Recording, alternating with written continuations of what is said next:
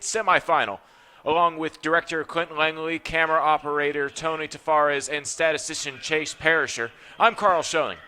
Tonight, we have a matchup between the Refugio Bobcats and the San Augustine Wolves. We're happy you joined us. The defending Class 2A champions Refugio Bobcats have only one loss on the season. That happened back in September. Since then, they have been crushing any team in their path. A surprising team in Class 2A this season has been the San Augustine Wolves. After going 8-5 last season, they have been on a mission in 2017 and come into tonight's game undefeated. Tonight, both teams lay everything on the line for a chance to go to AT&T Stadium in Arlington next week for the Class 2A state championship game. Kickoff is moments away. We have the coin toss on the field, and let's go ahead and see how this game will get started.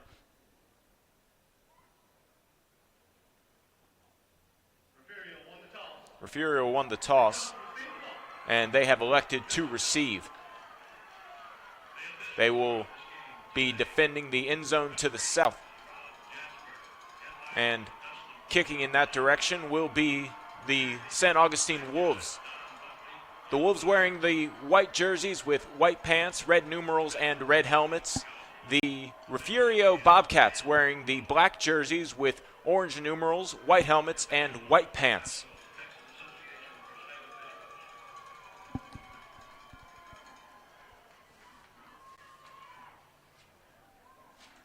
The option for the Refugio Bobcats to receive comes as no surprise, as any advantage here to get the game going will be important for either team.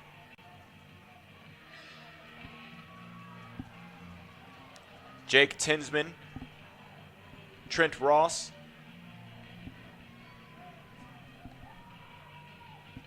as well as Cedero Mascaro back to receive the kick.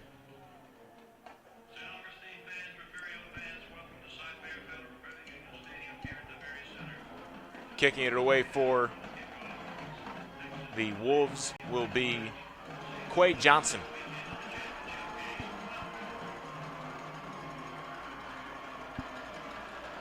Johnson sets up his team, prepared to take an 8-yard charge.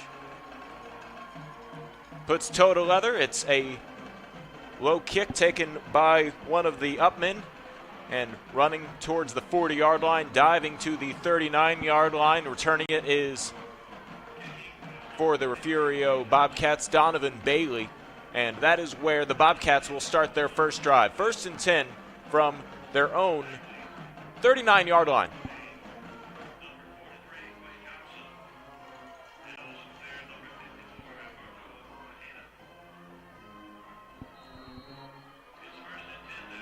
They're led by quarterback Jared Kelly. Kelly starts off in the shotgun. Offset to his left is Jacoby Avery. Avery gets the handoff, runs behind his left tackle across the 40, and fights down to the 43-yard line. That's a pickup of 4 on first down. Sets up for 2nd and 6.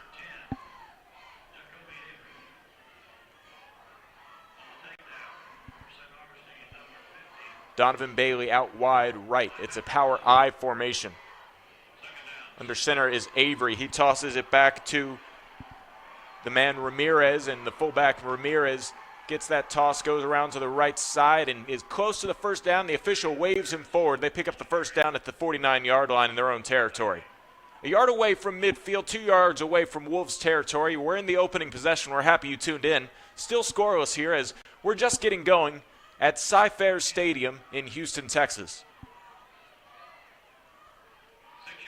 Jacoby Avery, who doubles as a running back under center here to play quarterback, pitches it out to Ramirez again. Ramirez is hit in the backfield and dropped. The first marker forward progress marked for no gain, no loss at the 49-yard line. Bobcats remain in their own territory and make mass substitutions here on their own sideline.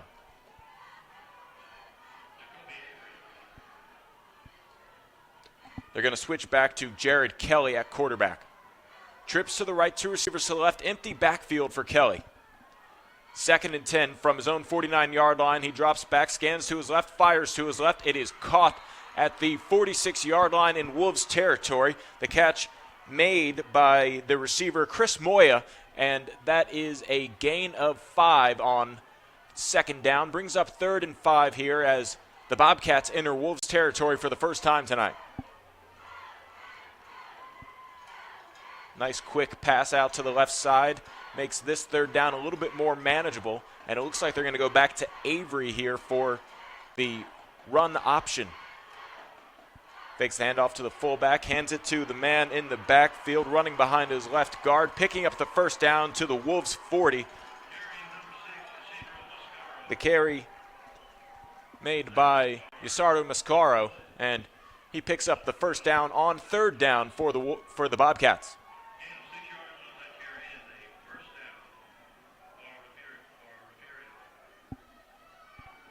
Kelly back in for 1st and 10 from the Wolves 40.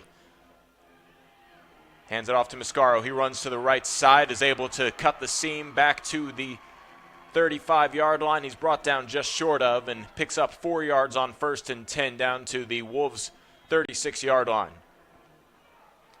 And it looks like there is an injured Wolf on the field, a couple of them slow to get up.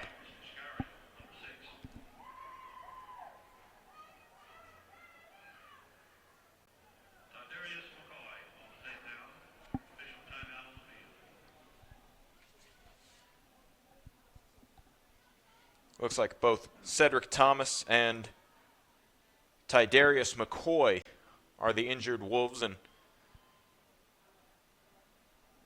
here in the opening possession for either team, the first possession of the ball game, McCoy is able to hop back up, and slowly coming up as well is Cedric Thomas.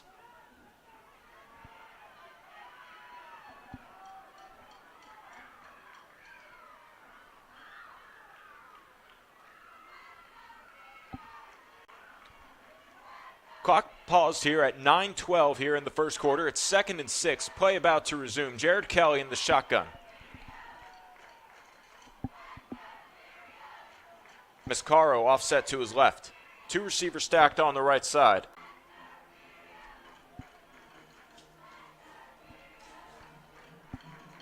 Tensman in the slot. Donovan Bailey to his right. On the slot left, it's Moya. Kelly sends Bailey in motion. Fakes the handoff and rolls out to the right. Fires down the right side, and the passes bounce to the intended receiver.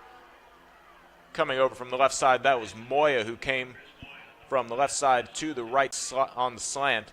And the pass incomplete, brings up 3rd and 6. The clock stops at 9 minutes straight up here in the first quarter.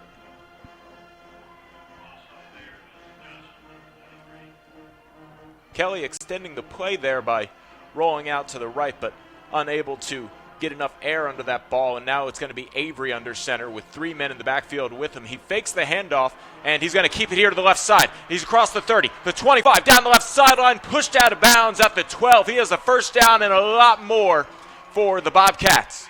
He gets them into the red zone at the 18-yard line is where they officially mark him out. They say that he stepped out of bounds. It looked like he was able to get across the 15 before he was officially pushed out, or before he officially stopped, I should say, but was able to slip up right there around the 18. The explosive play for the Bobcats puts them in the red zone. It's 1st and 10. Clock stops at 8:52. It's a pitch out here to the left side. Ramirez across the 20 to the 15, finds a seam down the sideline, down to the 5-yard line. He's out of bounds. Brings up 1st and goal from the 5 for Refugio, and they're trying to strike first here on the opening possession of the ball game.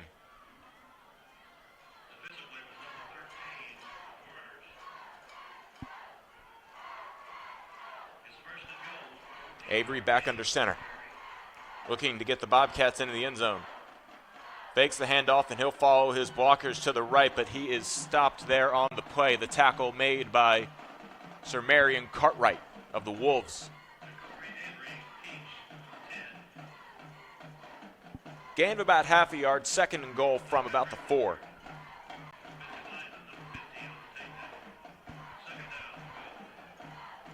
Jacoby Avery back under center. Avery has his toss bounce to Ramirez, and Ramirez is hit in the backfield and brought down for a loss behind the 10.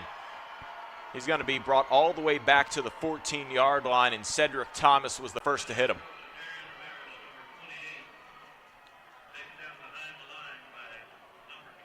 And this will bring Jared Kelly back onto the field for an obvious passing down here on 3rd and goal from the 14-yard line.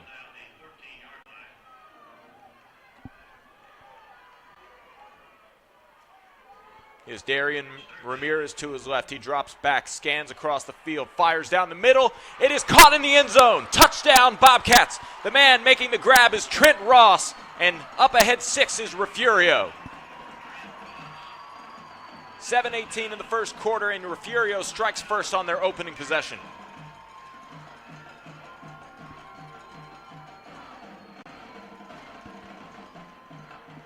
Now Diego Gonzalez comes out for the point after attempt.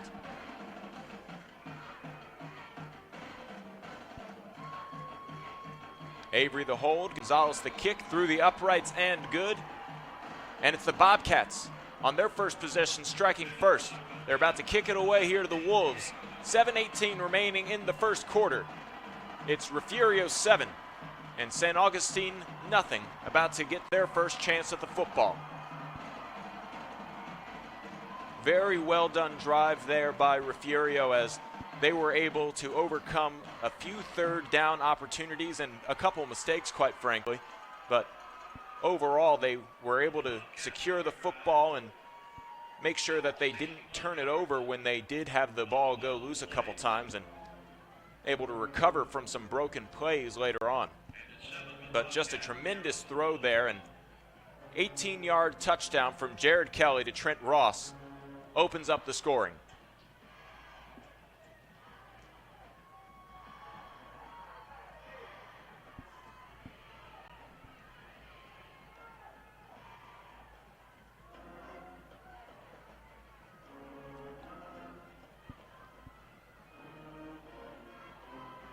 KJ Davis and Tajay Thomas, the two men back to field this kickoff as Diego Gonzalez readies his team.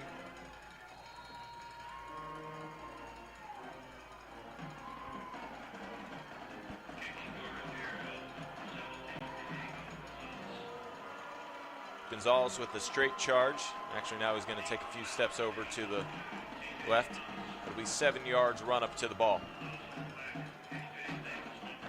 Boots this one end over end, and fielding it at the 2 is Tajay Thomas. He takes it down the right hash, cuts across the 15, and is wrapped up and brought down at the 15-yard line. The tackle made by Darian Ramirez. So that's where the Wolves will start their first possession. They opted to have the Bobcats not have an opportunity to return, but Diego Gonzalez has quite the leg, and he was able to make it a deep return, and only a 10-yard return there for Tajay Thomas. Gavin Murr leads the St. Augustine Wolves offense out onto the field. 1st and 10 from their own 15. Murr has KJ Davis in the backfield with him. They send Ced Thomas in motion right to left. Rolling out to the right is Murr. He fires deep down the right side and just overthrows his intended receiver. That ball meant for Chris Wade, but in stride with him step by step was the cornerback Trent Ross, who just caught the touchdown for the Bobcats. 2nd and 10 here from the 15 for the Wolves. St. Augustine lines up, trips to the left, single receiver to the right. Murr hands it off to Davis. Davis in trouble in the backfield, able to find a seam and gets across to the 20. Breaks outside to the left side. It's 30, the 40. It's a foot race at the 50. Down the left sideline, one man to beat, and he is dragged out of bounds at the 30. A touchdown saving tackle made right there for the Bobcats by Jake Tinsman, but into Bobcat territory are the Wolves, and they want to push this tempo. 1st and 10 from the 35 is where he was officially dragged out of bounds. Bobcats do a good job getting back, and now Murr wants to get ready to roll out of the shotgun. He looks for a pass on the left side, fires down the left sideline.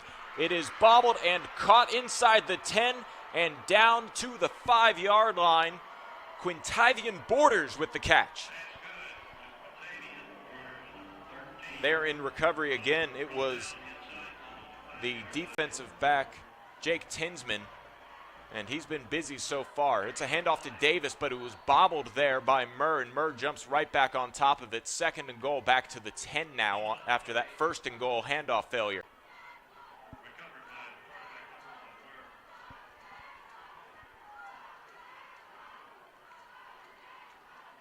Second and goal for the Wolves, and they want to slow it down after that mistake.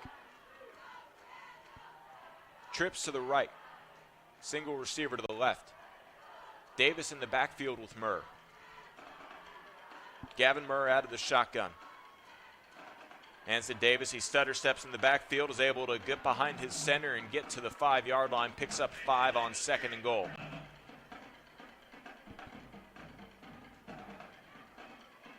Tackle made by Ramirez for the Bobcats.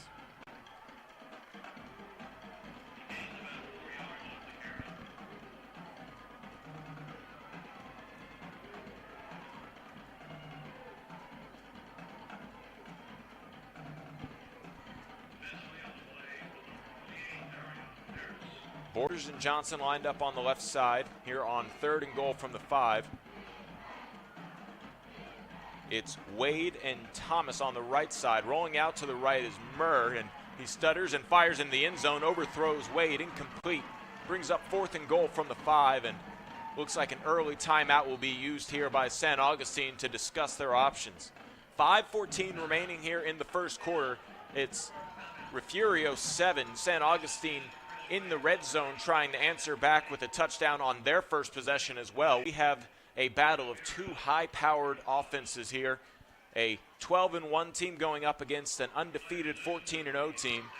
The defending state champions, the Refugio Bobcats, against the surprisingly undefeated San Augustine Wolves.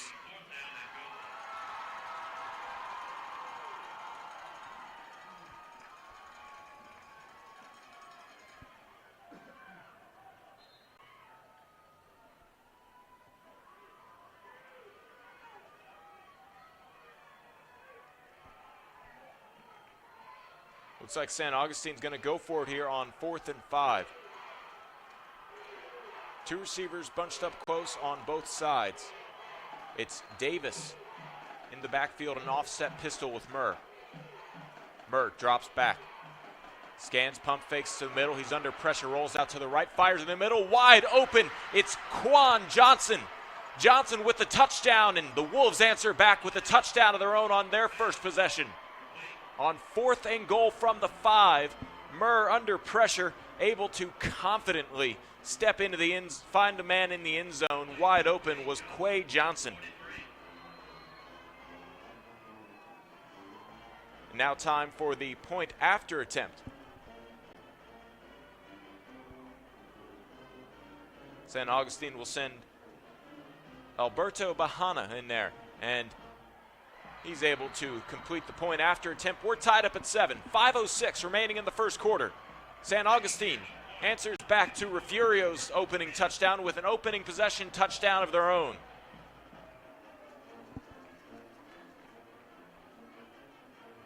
You've tuned into a good one, folks. It's here the Class 2A Division I state semifinal game here on NFHS, and a product of Zodiac Studios. We're happy that you came in, and it's been a good one so far.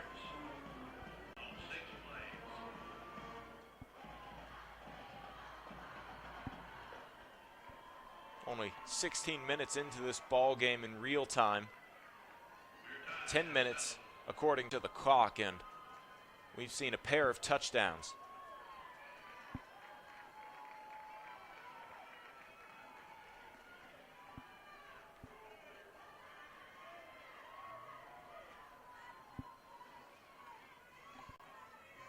Tinsman, Ross, and Miscaro, the men deep to receive this kickoff from the Wolves for the Bobcats. And the man who just caught the touchdown for the Wolves, Quay Johnson, will send it away. Readies his teammates and sends this one much deeper than the last one. It is behind Tinsman, and Tinsman has to pick it up at the 4. He gets across the 15, across the 20, is spun around forward to the 25-yard line before he is brought down on the play. The tackle made by St. Augustine's Tajay Thomas. Official marker gets to the 26-yard line. So that's where the Refugio Bobcats will start their second possession. Their first possession resulted in a touchdown.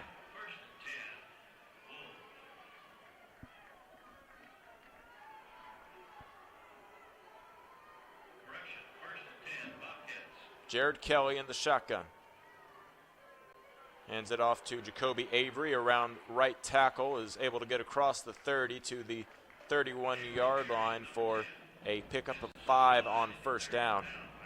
2nd and 5 coming up. Tempo pace kept up here. Sylvester Henderson, the fullback. Jacoby Avery in the backfield with Jared Kelly. A quick pass out to the right side, making the catch on the screen and getting the first down for the Bobcats is Jamel LaFond, and LaFond able to use the block of Trent Ross to find the first down marker and a little bit more for Refugio. 1st and 10 from the 39. The Bobcats in their own territory.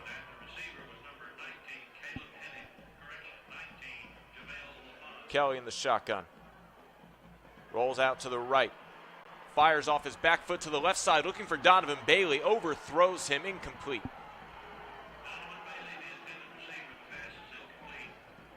Brings up 2nd and 10 from the Bobcats' own 39-yard line.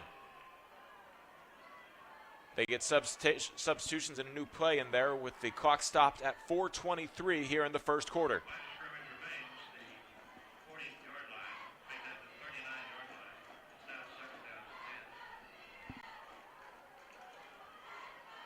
It's Avery under center out of the I formation.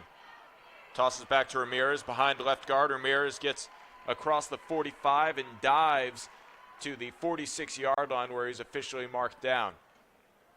That brings up a 3rd and very manageable, 3rd and 3 for the Bobcats.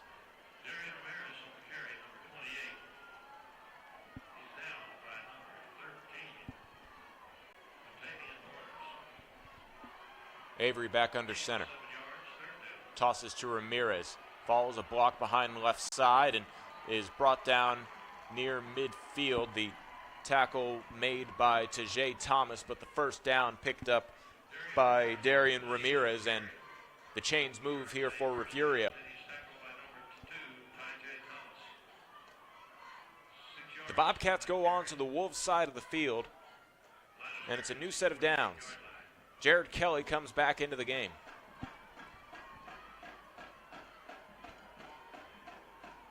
Kelly has 2 receivers lined up to his right. He drops back and fires to his left. It's caught and running down the left side and able to break free across to the 30-yard line before he is tackled on the play is Chris Moya.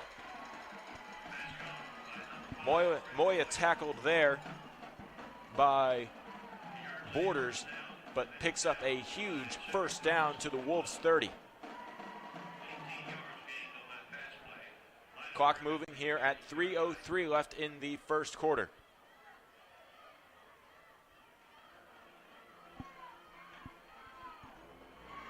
Jared Kelly in the shotgun. Ramirez offset to his left. The handoff to Ramirez. He runs behind his left tackle and dives across the 25-yard line and is down at the 23 for a pickup of 7 on first down.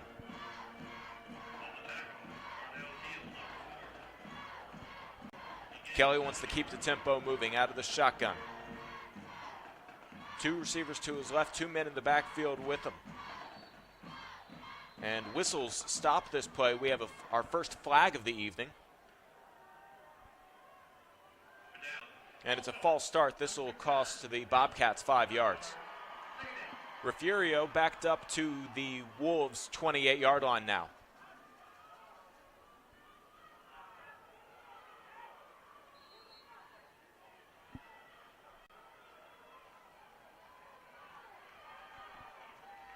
Clock still moving here. 2:15 remaining in the first quarter. We're tied up at 7.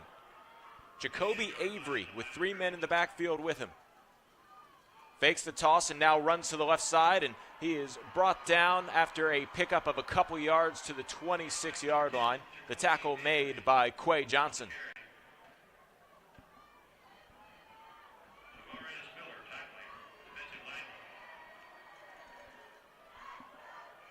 Third and 6 now from the 26. Bobcats in Wolves territory. Avery under center. Jumbo set in the backfield. Tosses out. Ramirez able to stay on his feet, gets across the 20, pushed out of bounds near the 15-yard line. That should be enough. It is for a first down and more, as a really strong play made there by Darian Ramirez to pick up the Bobcats' first down on third down. Yet again, it's the Bobcats converting on third down.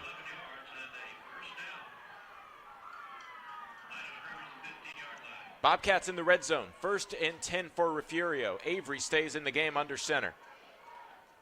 Fakes the handoff, and now he'll go ahead and take it to the right side. Gets across to the 10-yard line. Picks up about 5 yards on first down. Clock moving here. 1:15 remaining in the first quarter.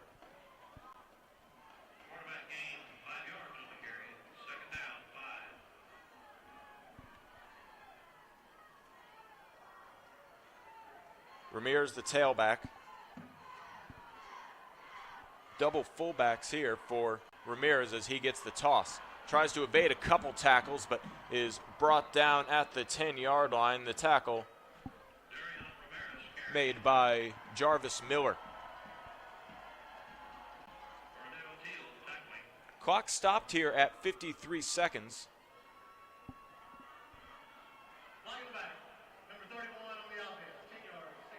We had a holding penalty there, and that'll back Refugio up to the 20-yard line.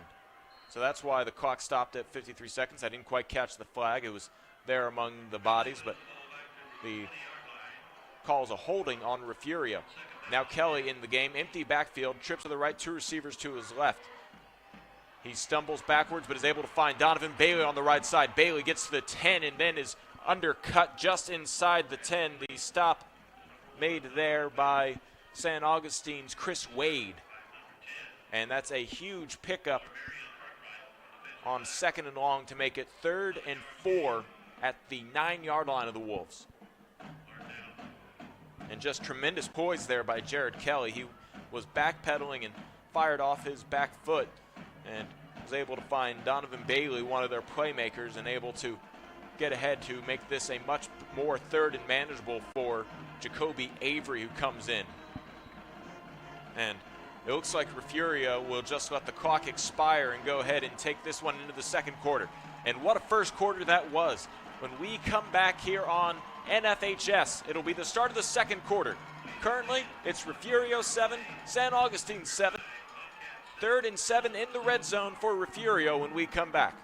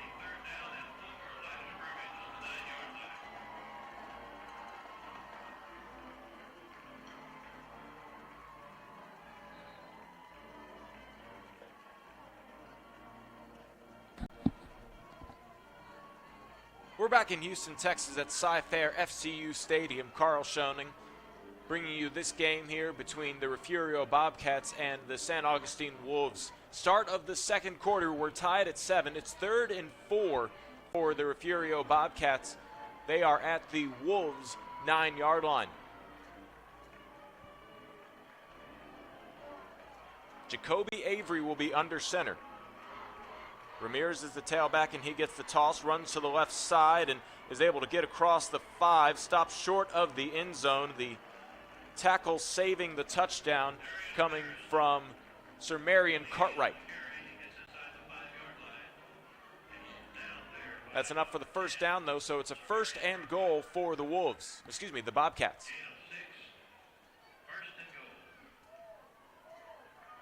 Clock moving here, 11:38 in the second quarter.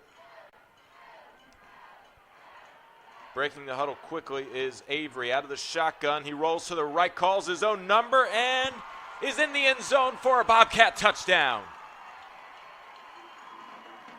That's a 3-yard touchdown run. Avery pulling a little bit of a trick play, as that was the first time he had caught a shotgun snap, and they broke the huddle quickly and perhaps caught San Augustine off guard. Otherwise, it was a really well-designed play. They might have not needed to do that, but they find the end zone and take the lead, score both of their first 2 possessions, and the extra point is kicked through by Diego Gonzalez, and Refugio retakes the lead.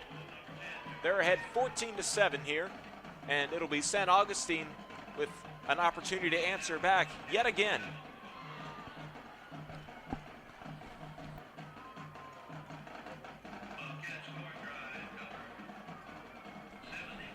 So only about 33 seconds come off of the clock here in the second quarter, as Refugio started off in the red zone to start the quarter. They were able to convert on the 3rd down and then able to find their way into the end zone on the very next play. And they used that built-in timeout on the quarter change to probably plan out the next 2 plays, and a very good call there by Refugio head coach Jason Herring.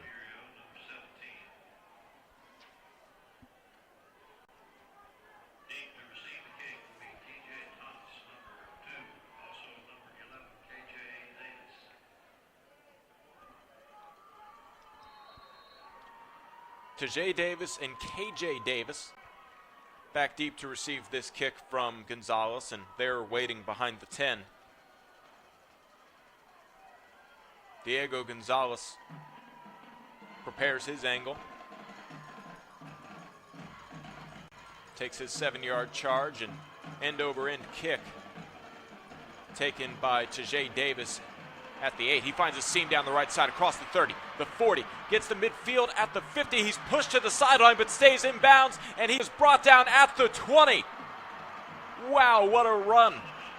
That is a 70-yard run to the 18-yard line from his own 8 to the Bobcats' 8 for Tajay Davis.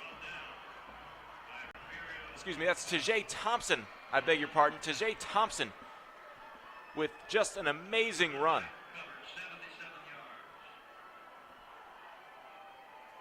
Able to stay on his feet as he was hit near midfield and just use his speed, and Refugio very lucky that that was not a touchdown. 1st and 10 from the red zone at the Bobcats' 18-yard line. San Augustine gives the handoff to KJ Davis, and he spins and is able to get back to the line of scrimmage for no gain on the play. Tackle made by Darian Ramirez.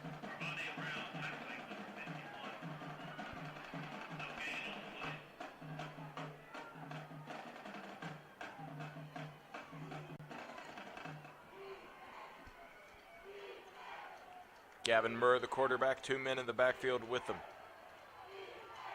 Hands to KJ Davis, who spins away from pressure in the backfield and takes it to the right side. He's at the 10, and he is knocked out of bounds at the 5-yard line after picking up a first down. The stop made by Jamel Lafon. And the first down here for St. Augustine at the Bobcats 6-yard line. Clock stops at 10:34. And St. Augustine taking their time here with the clock pause to set up the next play. Teal in the backfield with Davis, and the handoff to KJ Davis. He runs up the middle and is able to spin forward to about the 3-yard line on 1st and goal from the 6, and it'll be 2nd and goal from the 3.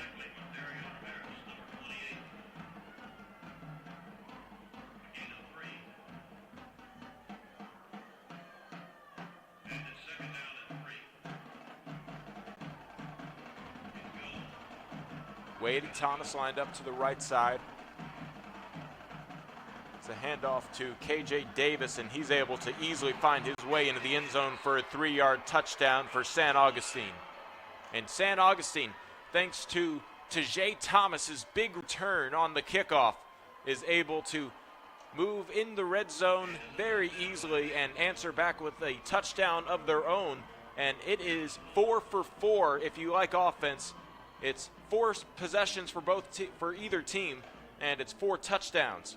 It's now 14-13 with an extra point opportunity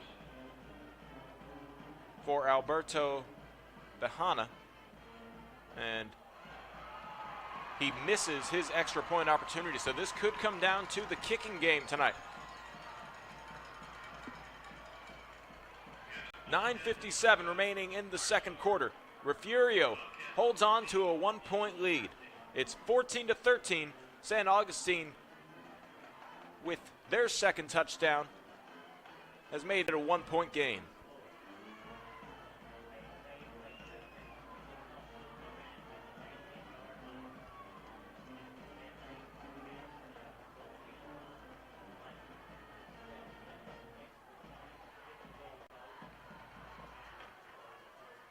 Some statistics according to the live stats we are provided.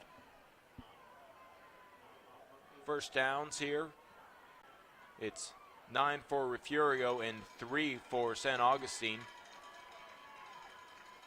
St. Augustine has 7 carries for 68 yards, and Refugio has 19 carries for 94 yards. So both teams having the running game work for them well. Passing game has been selective for both teams, but both teams being efficient. 2 for 4 for St. Augustine, 5 for 7 for Refugio.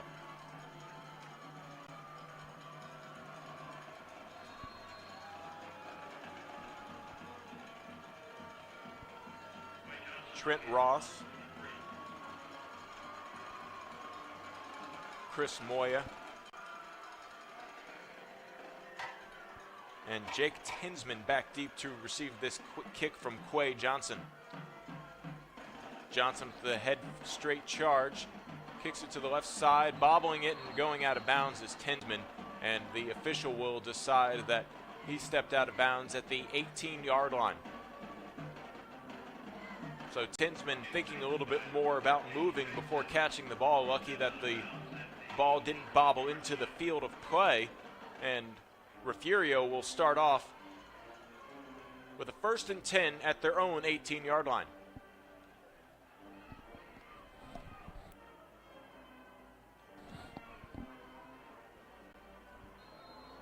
Jared Kelly in the shotgun. Trips to the left, 2 receivers to the right. Facing the 4-2-5 defense of St. Augustine, under pressure immediately, fires to the left and has his pass go incomplete. The intended receiver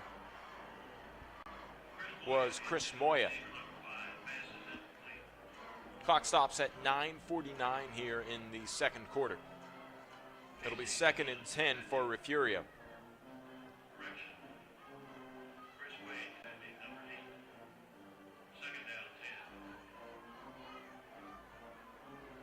Jacoby Avery under center, pitches it back to Ramirez, and Ramirez gets across the 20, is able to fight his way to the 24-yard line. The stop made by Zay Harrison, the defensive lineman, covering some ground and keeping that from becoming a first down picked up by Ramirez. Brings up 3rd and 4, the ball at the 24-yard line.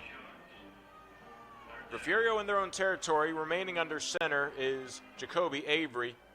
Pitches it back and fighting forward, but stopped after only picking up 1 yard is Cedro Mascaro.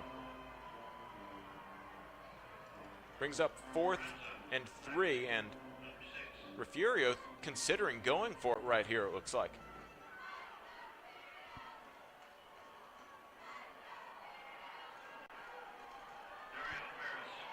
Avery pitches back to Ramirez on the risky move. Ramirez is able to find a hole on the right side, gets across the 30, the 35 to the 40, and spins out of bounds, is pushed out of bounds by Quintivian Borders, but Borders was not able to stop the first down, as that was a huge pickup for Ramirez on 4th and 3. The dice was rolled there by Jason Herring, and from his own 24-yard line opted to go for it on 4th down, and the gamble pays off as his running back Darian Ramirez able to find a seam and work his way all the way out to the 41-yard line for a new set of downs, and we have a timeout on the field. The clock here stopped at 8:42. Refugio, with a hard-to-stop offense, makes their first fourth down conversion from their side of the field. They converted on 4th down earlier this evening before they scored their first touchdown.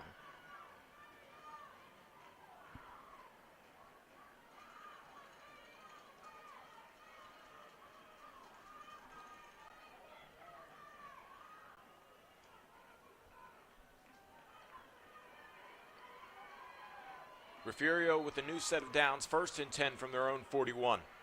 Avery remains under center. Fakes the pitch and now hands it off to Ramirez. Ramirez follows a block out to the 43-yard line before he is brought down on the play. The tackle made by Cordell Teal.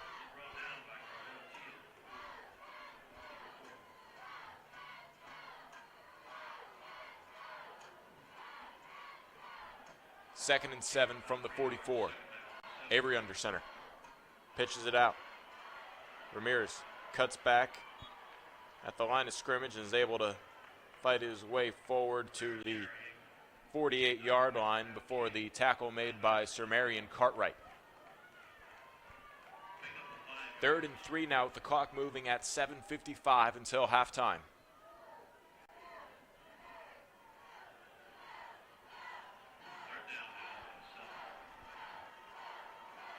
Jacoby Avery under center. Jumbo set in the backfield, fakes the pitch, and he'll keep it himself, and he is met by a trio of Wolves before he is brought down for no gain in the backfield. The first man to make the hit was Sir Marion Cartwright, and it's another 4th down on this drive for Refugio, and if they went for it at their own 24, they're probably going to go for it here at their own 48.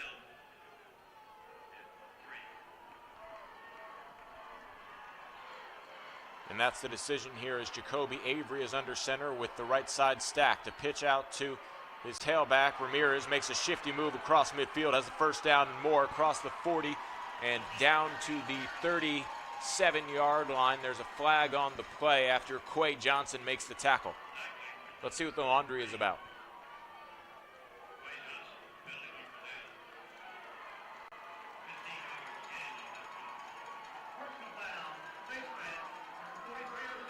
It's a face mask on Quay Johnson, who made the tackle. That's a personal foul, and 15 yards tacked on to the end of the run will move that ball all the way down to the St. Augustine 22-yard line for Refugio. So back-to-back 4th downs converted, and now the penalty tacked on to the end of that run really puts Refugio in the driver's seat on this possession.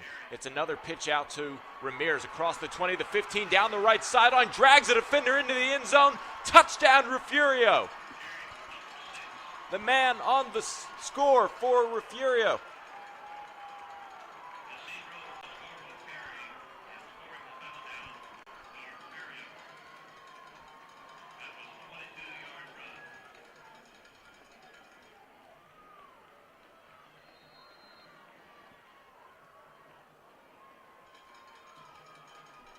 Here's the point after attempt.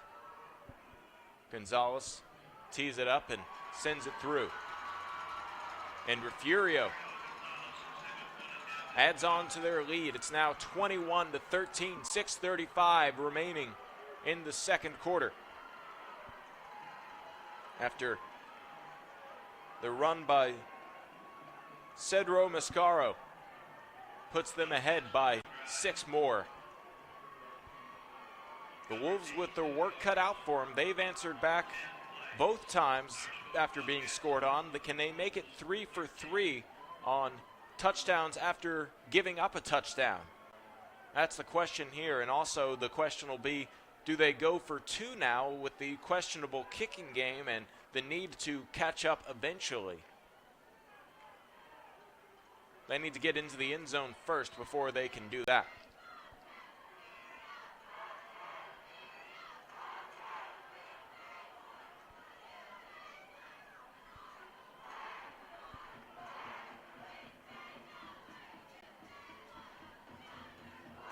KJ Davis and Tajay Thomas back to receive.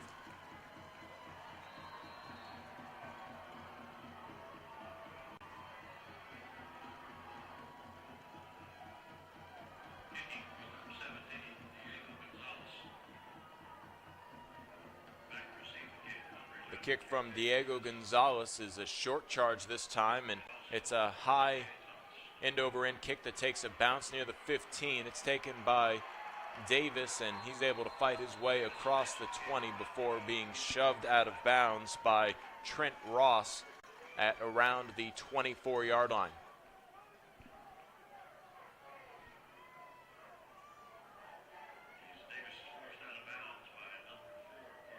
6:29 remaining here in the second quarter. It's 21-13. Refugio ahead of St. Augustine.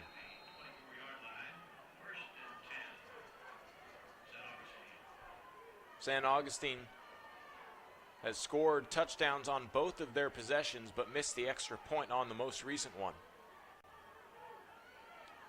Refugio ahead here, 21-13. Gavin Murr sends Borders in motion left to right. Flag comes in here as the handoff to Davis forces him out to the right side. He is stopped on the play. The tackle made by Refugio's Armani Brown, and there's an injured Wolf on the play. Let's see what the flag is about as well after the running play picks up no yards. Didn't quite catch the hand motion there from the official. We aren't queued up to his mic, but at the moment that penalty will be declined. It'll be second down, and can't quite make out who the injured St. Augustine Wolf is on the field. We're going to step away for a moment. 6:23 remaining in the second quarter. It's Refugio 21, St. Augustine 13.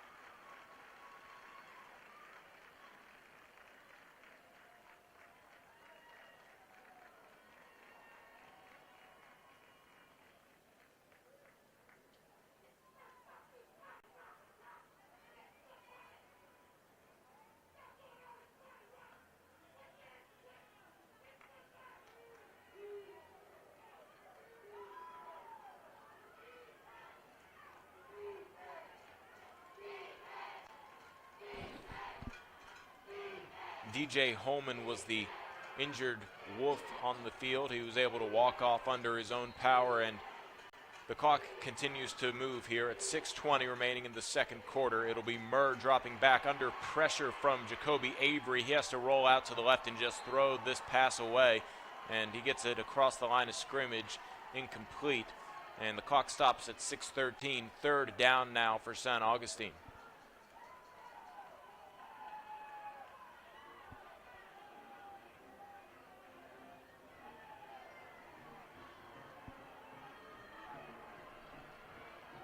Pistol formation here for Murr with Davis behind him. He drops back, and it's a draw play. Handoff to Davis. He runs out to the left side. He finds a seam across the 30. He looks for the first down, but I think he was just shy of it as he was tackled by Miscardo at the 33-yard line, and it looks like it'll be 4th and 1, but the draw play does make up a lot of ground, picking up 9 yards, and San Augustine elects to go for it here, and they don't want to give the ball back to the Bobcats with their high-powered offense. San Augustine will have to convert on 4th down for the first time this evening. Davis in the backfield with Murr. Wade and Thomas are the two receivers to the right, and flags come flying in, and then this will be on San Augustine. They're frustrated with themselves. False start costs them 5 yards. The clock stopped here at 6:02. And it looks like San Augustine will make mass substitutions and elect to punt. So the first punt of the evening.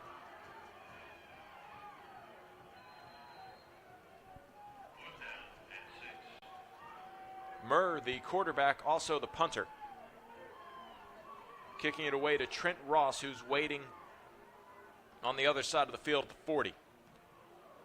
Murr steps into it with one step and lets it bounce at the 50.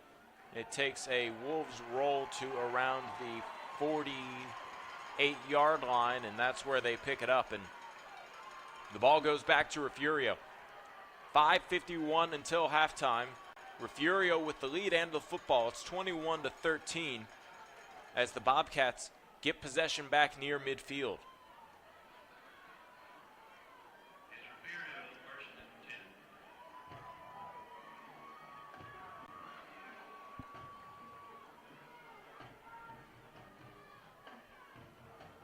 First and 10 for Jared Kelly and the Bobcats.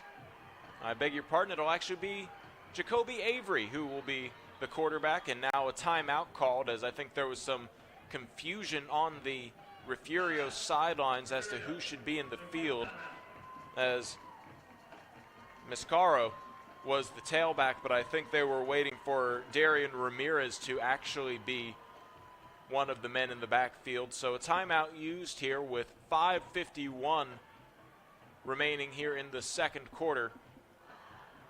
And I'm sure Jason Herring is not happy about a personnel mistake costing them a timeout. And Jacoby Avery walks away out of anger from the huddle.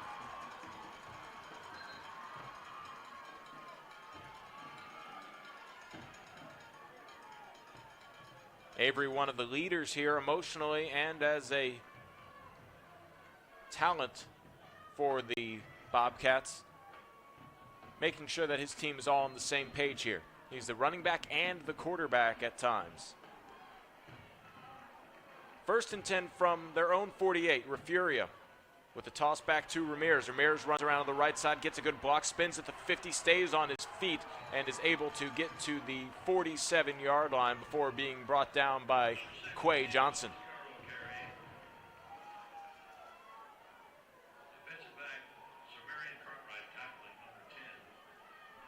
That's a pickup of 5 on first down and gets Refugio into San Augustine territory. Sylvester Henderson, the fullback, makes a good block here for Ramirez, who gets across the 40, drags a defender all the way to the 30-yard line before he is brought down at the 29. The tackle made by Tajay Thomas. First down here for Refugio as they move the ball deeper into Wolves territory. And San Augustine wants to talk things over. Timeout on the field, 5:06 here in the second quarter until halftime. It's Refugio 21, San Augustine 13. We'll be back in a moment on NFHS.com.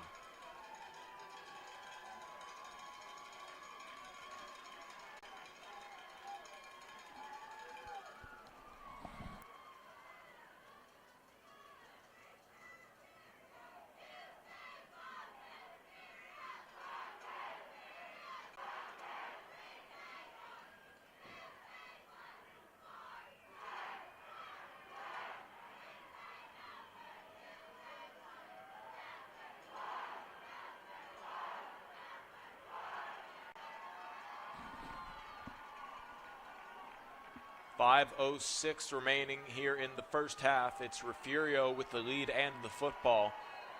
They are at the San Augustine 29-yard line. Avery pitches it out. It's Ramirez getting across the line of scrimmage, stiff-arming a defender at the 20 and falling forward to the 17-yard line for a pickup of 12 yards and a first down here for Refugio. Jacoby Avery, not the traditional quarterback, as he seems to be running kind of an option, more of a triple option in a way, as he has Sylvester Henderson in the backfield with him, and sometimes three men in the backfield with him. And he scored himself on a touchdown.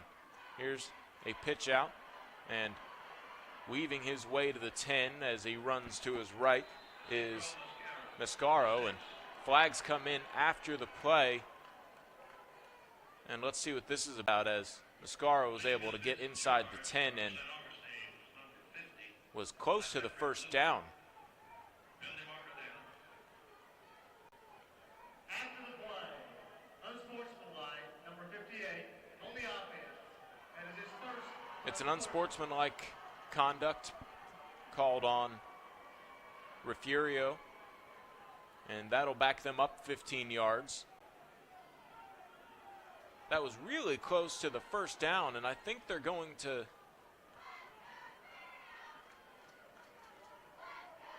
move it and say that's a loss of down and not mark that. So it's 2nd and 16. The ball all the way back to the 23-yard line. So Refugio out of the red zone, and Jacoby Avery under center here with three men in the backfield, pitches it out, and it's Ramirez running wide to the left side. He's able to shake off one defender, but is brought down around the 20-yard line. The tackle made by Jarvis Miller, and it's a pickup of 4 yards to the 19-yard line. 3rd and 12 set up here for Refugio.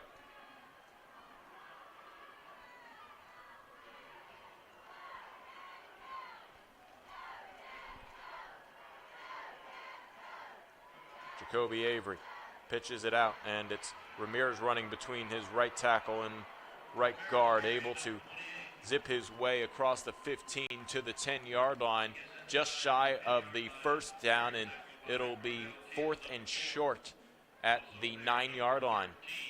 The yard to gain looks to be between the 8 and the 9, so this is a little bit of about a 4th and 1.5 here for Refugio. The clock moving here, under 3 minutes to play in the first half. Refugio looking to add to their 21-13 lead.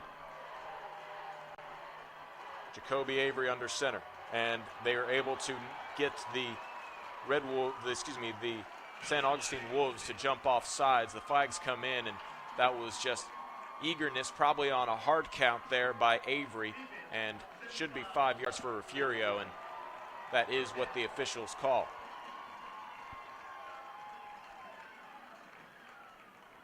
So Refugio and Jacoby Avery able to draw the Wolves off sides, and that's a first down, 1st and goal here for Refugio at the 5, and a pitch out to Avery. He had to catch it after a bobble, spins away from contact, and then is stopped just short of the goal line, making the touchdown saving tackle for San Augustine is Cordell Teal. And it'll be 2nd and goal from about the 1.5-yard line. Clock moving here at 2:10 remaining until halftime. I'm sure Refugio all right keeping the San Augustine Wolves away from the offensive side of the ball. Another quick huddle broken, and Jacoby Avery out of the shotgun runs right and into the end zone. He had a 3-yard touchdown earlier. Now he has a 2-yard touchdown run with the same play. Jacoby Avery into the touchdown for Refugio, and they add on to their lead, 27-13, for their 4th touchdown in as many possessions.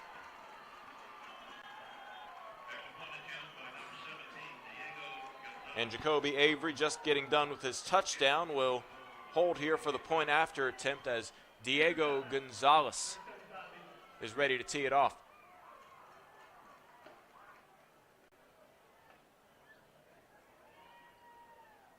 And it looks like there is an injured Wolf on the field. So we'll pause here before we get into the point after attempt while they tend to Zay Harrison, who is on a knee with his helmet off at the goal line. And Harrison able to walk off under his own power.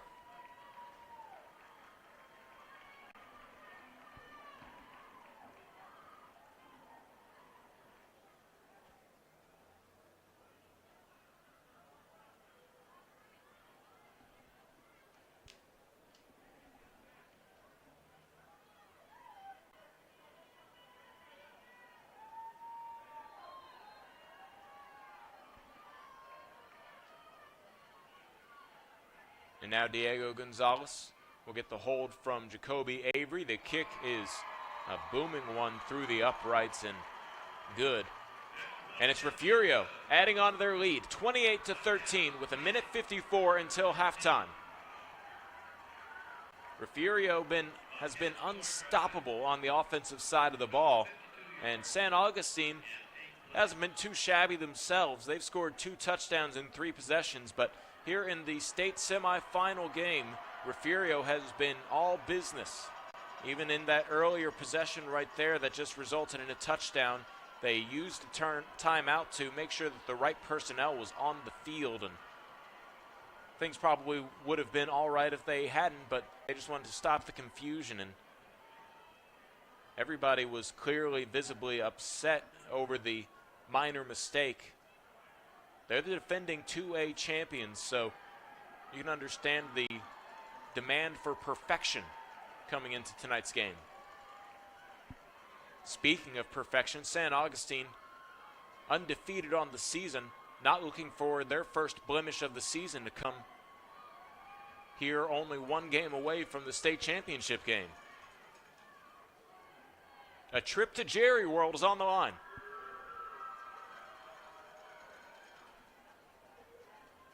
KJ Davis and Tajay Thomas, the 2 men back deep to receive this kick from Diego Gonzalez.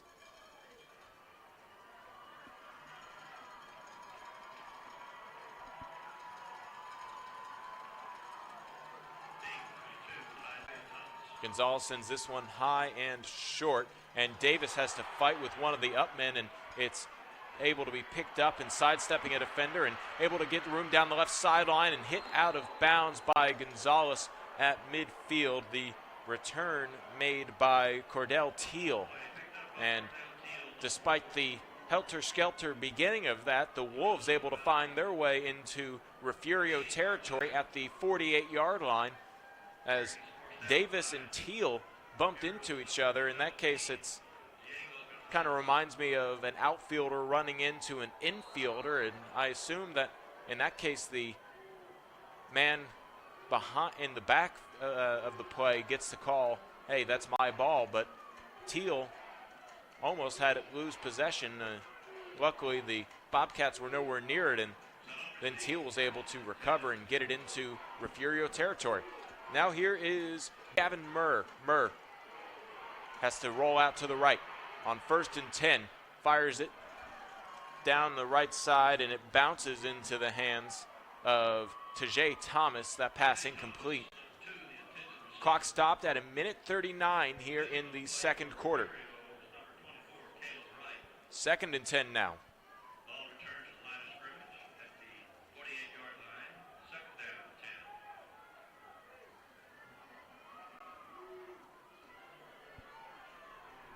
Murr with Davis in the backfield with him. Takes the snap out of the shotgun, rolls out to the right, extending the play, fires down the right sideline, and again it's Thomas, this time incomplete out of his hands. So back-to-back incompletions, the first one coming on Murr's end, leaving it short. That time it was Thomas who was unable to complete the possession on the catch, and the clock stops at 1:32 here in the first half. remaining in the first half, I should say. And Refugio with a 28-13 lead might have an opportunity to add on to that here if they can get a stop on 3rd and 10. This seems to be a clear passing down for Gavin Murr and the Wolves. Davis, offset to the left, trips to the right, and it looks like a timeout will be called here. It's a delay of game, I beg your pardon. So the timeout not called in time, as it looked like Marty Murr wanted to step onto the field, but the snap not in time and backs up 5 yards. And in the grand scheme of things, that 5 yards probably not too important, as it's the Wolves looking for an explosive play here at the end of the first half. I think everybody being on the same page might be more important than that 5 yards. And now trips to the right, single receiver to the left. Borders on the left side. It's aired out for him, and it's underthrown and intercepted. It's intercepted at the 10 by Jacoby Avery. Avery able to get a block at the 10 and has room down the right side. Cuts back at the 25, spins out of the tackle, and is able to lower his shoulder to the 30. A change of possession there on the miscommunication between Murr and Borders. Flag comes in after the play. A minute 14 here for Refugio to score again, but I think this flag will be against Refugio, backing them up inside the 30, and it'll be up to Jason Herring to decide how to handle these last minute 14 in the first half. After the interception, after the end of the play, we got a dead ball. Unsportsmanlike, number 11, Tommy on the Refugio. It's a dead ball foul called on Refugio after the play was over, so that will back them up. So that interception by Avery returned past the 30-yard line. It will be 1st and 10. That was number 11, first unsportsmanlike. Will go all the way back to the 18-yard line.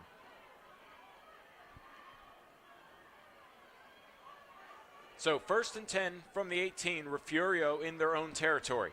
1:14 remaining here in the first half. The Bobcats ahead, and they have the football. Jacoby Avery, who just got that interception, under center. I beg your pardon, that is Jared Kelly. First time he's under center. He has a play action pass down the middle, intercepted for a moment there by Borders. The intended receiver on the play was Donovan Bailey, and the pass goes incomplete. Borders missing an opportunity to get his team the football right back.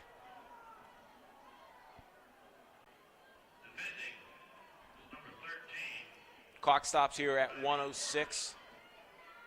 2nd and 10 coming up here, as now Jacoby Avery is the man under center for Refugio. It's a pitch back to Ramirez. Ramirez able to go behind right guard, get across the 25, and has an extra push to the 30-yard line. It's a first down for Refugio, and a really good job by the offensive line to be aware that the play was continuing and the whistles hadn't been blown, and push the pile forward past the first down marker. There's an injured Wolf on the field here with 57 ticks of the clock remaining in the first half.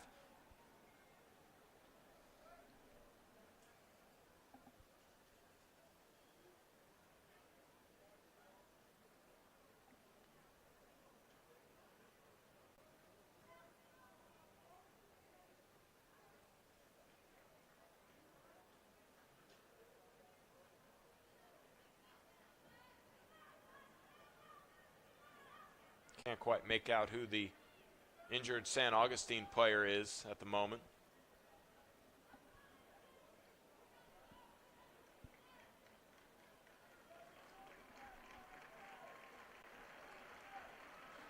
Being helped up and walking gingerly to the sideline is Alberto Bahena, who also doubles as the kicker here for San Augustine.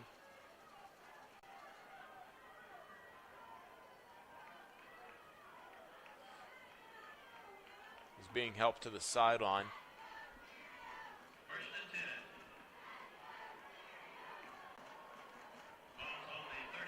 And now play will resume here. It's a 1st and 10. The ball is on the Bobcats' own 30-yard line. Empty backfield here for Jared Kelly. He has a 5-step drop, scans down the left side, fires down the middle of the field. It's intercepted again for just a moment, but unable to hang on to it was Justin Jenkins, and the pass falls incomplete, and the clock stops at 46 seconds until halftime. It's 2nd and 10 from the 30 for Refugio.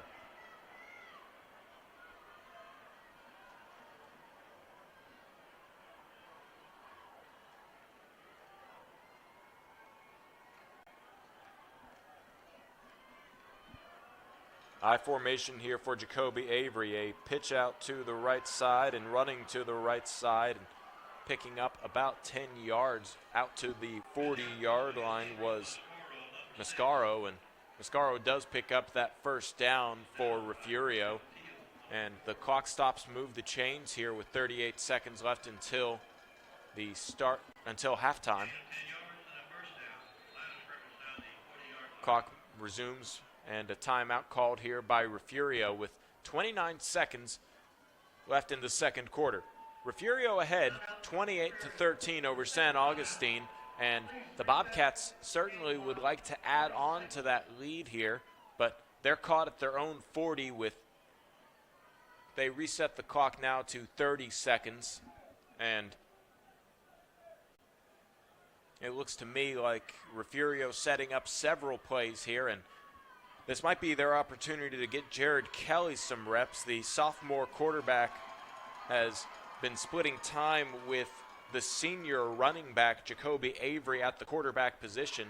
Avery traditionally lines up under center and sets up some run plays, mostly some tosses with some blockers, or he'll have some blockers for himself after faking the toss. And we've even seen Avery a couple times out of the shotgun in the goal line situation, but most of the time here on these passing downs, it's been Jared Kelly, and Jared Kelly does come out here in the shotgun formation. He'll have Ramirez to his right, 3 receivers bunched up to the right side or single to the left. Kelly rolls out to the right side and just throws it away incomplete. If you want to give a target there to Trent Ross, I don't believe it was, because Ross had a defender right on his back, and I think Kelly just wanted to get rid of the ball and keep possession, and only 5 ticks come off of the clock, 25 seconds here for Refugio, and a 2nd and 10 from their own 40. 2 receivers stacked to the wide right. Sylvester Henderson, the fullback, goes in motion, and whistles blow here as play is stopped, and tends to be a false start. Let's see what the officials say. Yeah, false start there.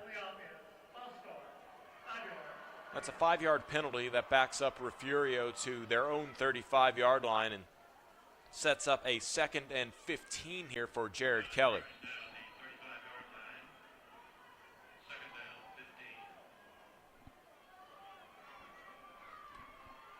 Kelly with 2 men in the backfield with them. Ramirez to his right. Handoff to Ramirez, who runs to the right side, has some blocks, gets across the 45 and down to the 46-yard line. Flags on the play will stop the clock at 17 seconds here in the first half, and the official will say that a holding was committed here. Goes against Refugio, and that'll be a 10-yard penalty. And at this point, I wonder if Refugio will be accepting of a 28-13 lead going into the locker rooms, or if they might want to air it out just 1 or 2 more times to see what they have here, as this will be a long way to the first down. The yard to gain is actually the midfield line, 50-yard line, and they are all the way back to their 25-yard line after all of this. So a 2nd and 25 here, and yeah, it looks like that will go ahead and take us into the locker rooms. No plays coming from Refugio. So at the end of the first half, it's Refugio 28, San Augustine 13. Refugio 4 for 4, scoring touchdowns on all 4 of their possessions.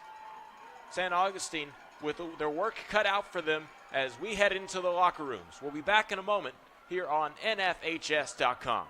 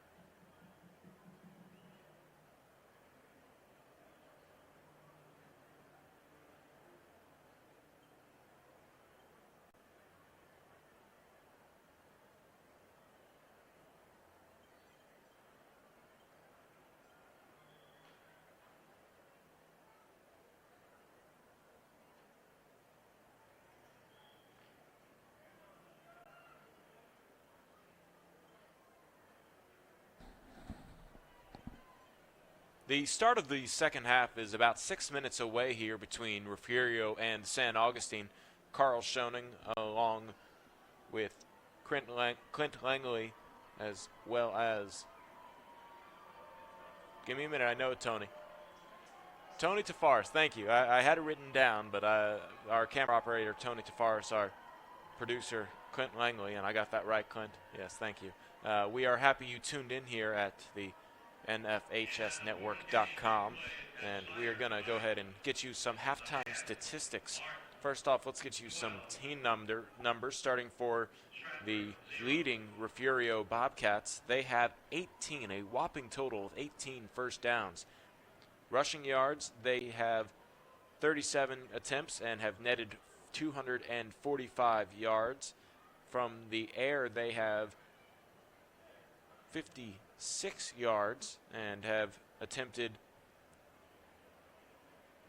11 passes for 5 completions and no interceptions for Refugio's passing game. Total offense, they have 48 snaps combining for 301 yards. No fumbles, no punt returns for Refugio. In terms of kickoffs, they have had 3 kickoff returns for 30 yards and 1 interception that was brought back for 18 yards. In terms of penalty yardage, Refugio also ahead in that count, 6 penalties for 60 yards. In terms of time of possession, Refugio dominating 18 minutes and 54 seconds to San Augustine's 5:06. Third down conversions, Refugio has lived life on the edge and completed 6 of 8 third down conversions, but fear not, for those 2 third downs that they were unable to pick up first downs on, they were 2 for 2 on fourth down conversions. So Refugio 6 of 8 on third down conversions and 2 for 2 on fourth downs, and they have not needed to punt yet. And in the red zone, Refugio a perfect 3 for 3. For San Augustine, they have 13 points. They have only 3 first downs on the games. They have 9 carries for 77 total yards. In the air, they have 35 yards on 8 pass attempts and 2 completions, 1 interception coming from Gavin Murr. Total offense, it's 17 plays for 112 yards from San Augustine, 4 kickoff returns for 127 yards, and 1 punt return for, or 1 punt I should say, for 24 yards that was returned by Refugio. 1 fumble, it was not lost by San Augustine. They have 4 penalties that have accumulated to 30 yards and have only held the football for 5 minutes and 6 seconds. They are 0 for 3 on their third down conversions. They are 1 for 1 on their fourth down attempts. And in the red zone, they have scored on 2 of 2 trips to the red zone. That's San Augustine's team numbers. Let's go ahead and look at their individual scoring. They are led in rushing by KJ Davis with a total of 8 carries for 81 yards and 1 touchdown. He had a 50-yard run, and that brings his average to 10.1 yards per carry. Gavin Murr registered a carry and ended up losing 4 yards on that 1 carry. In terms of passing game, Gavin Murr has attempted 8 passes, completed 2, and thrown an interception for 35 yards, 1 touchdown, and completed a pass at its longest, the longest completed pass for 30 yards. In terms of receiving, it was Quintivian Borders with 1 catch for 30 yards, and Quay Johnson with the other catch for 5 yards, and that was a touchdown catch. In terms of punting, Gavin Murr, also the punter, had 1 punt for 24 yards. And in terms of kick returns, Tajay Thomas had an awesome 77-yard return as one of his 2 returns for 88 yards. KJ Davis had the 3rd kick return for 10 yards. Individual tackles, it was 9 tackles from Cordell Teal, 7 tackles from Tajay Thomas, 6 from Quintivian Borders, and 5 from Sir Marion Cartwright. Now for Refugio's individual numbers. They are led in rushing by Darian Ramirez. He has 20 carries for 154 yards and has netted 144 yards on the ground, with his longest carry going 18 yards, averaging 7.2 yards per carry for Darian Ramirez. For the running back Cedro Mascaro, he has 8 carries for 63 yards on the ground with 1 touchdown, and his longest run being 22 yards, averaging 7.9 yards per carry.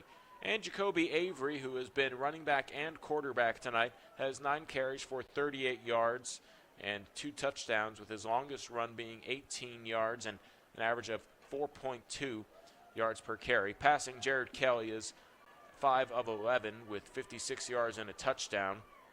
Receiving, Chris Moya has 2 catches for 23 yards. Trent Ross with 1 catch for 14 yards. Donovan Bailey, 1 catch for 11 yards. And Jamel LaFond, 1 catch for 8 yards. Kick returns, 1 for Prentice Jones, and that went nowhere on his 1 return for 0 yards. And Jake Tinsman, 1 return for 22 yards.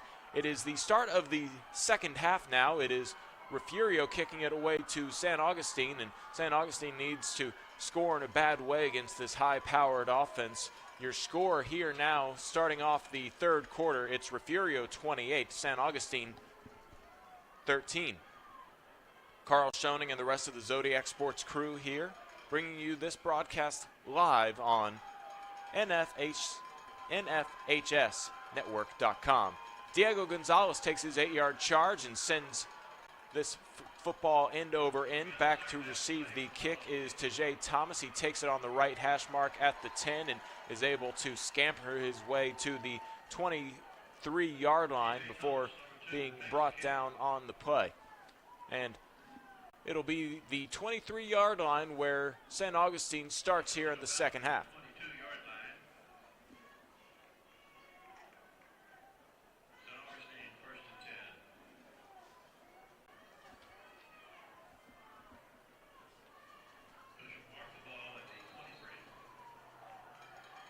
Gavin Murr in the shotgun. To his left, KJ Davis. 2 receivers on both sides. Borders going in motion to come into the backfield.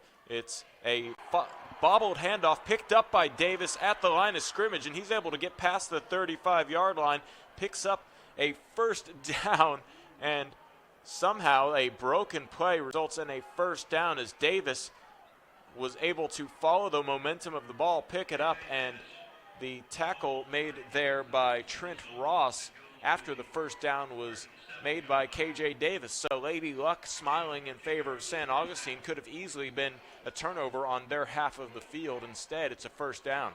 Now, Gavin Murr hands off to Davis. This time it's a clean handoff. He follows his right guard to the 40-yard line and is able to get past that to the 43-yard line on first down and pick up 7 yards. 2nd and 3. Called a long 2nd and 3. A 2nd and 4 coming up here from the 43-yard line. 2 receivers to the left side, 2 receivers on the right side.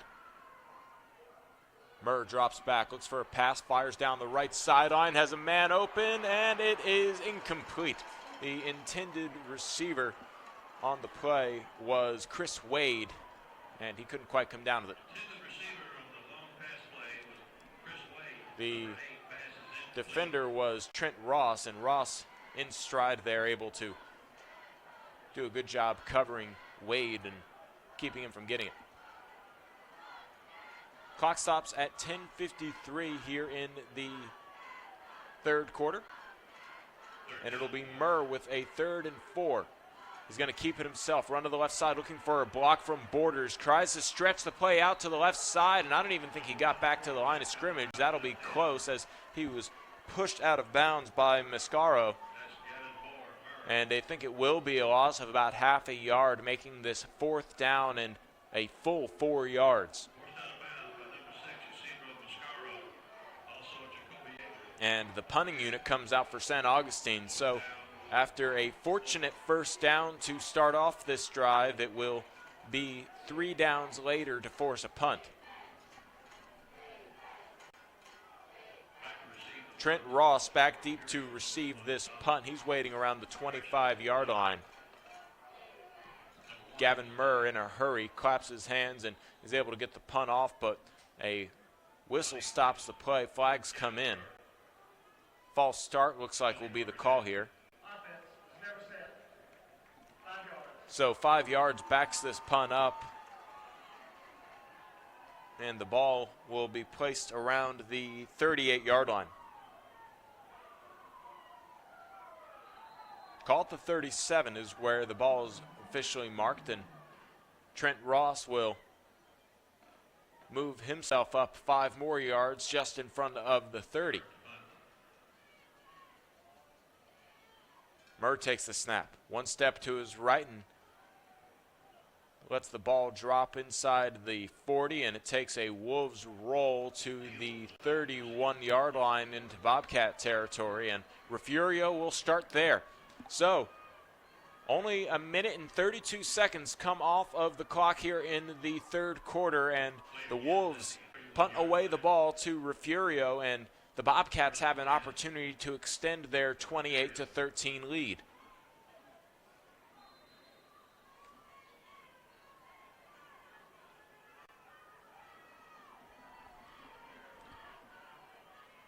Jacoby Avery pitches it back to Ramirez, who tries to cut back and run up the middle. He is stopped after picking up a couple yards to the 34-yard line, and Cordell Teal, the linebacker, making the stop on the play for San Augustine.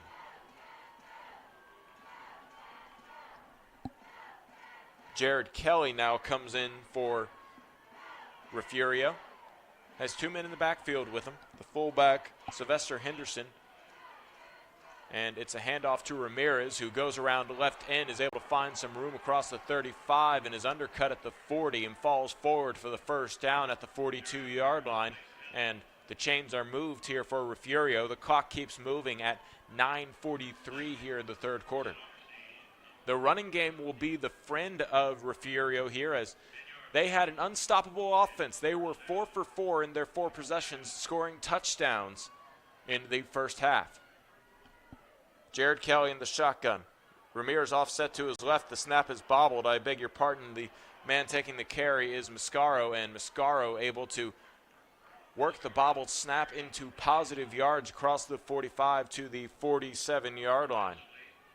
The tackle made there by K.J. Davis from San Augustine, and a pickup of 4 yards after the ball hits the turf. Clock moving under 9 minutes here in the third quarter. Second down, 6 yards to go. The yard to gain is the San Augustine 47-yard line. Jacoby Avery fakes the toss and follows his blockers behind his right guard and gets to midfield for a pickup of about 4 yards on second down.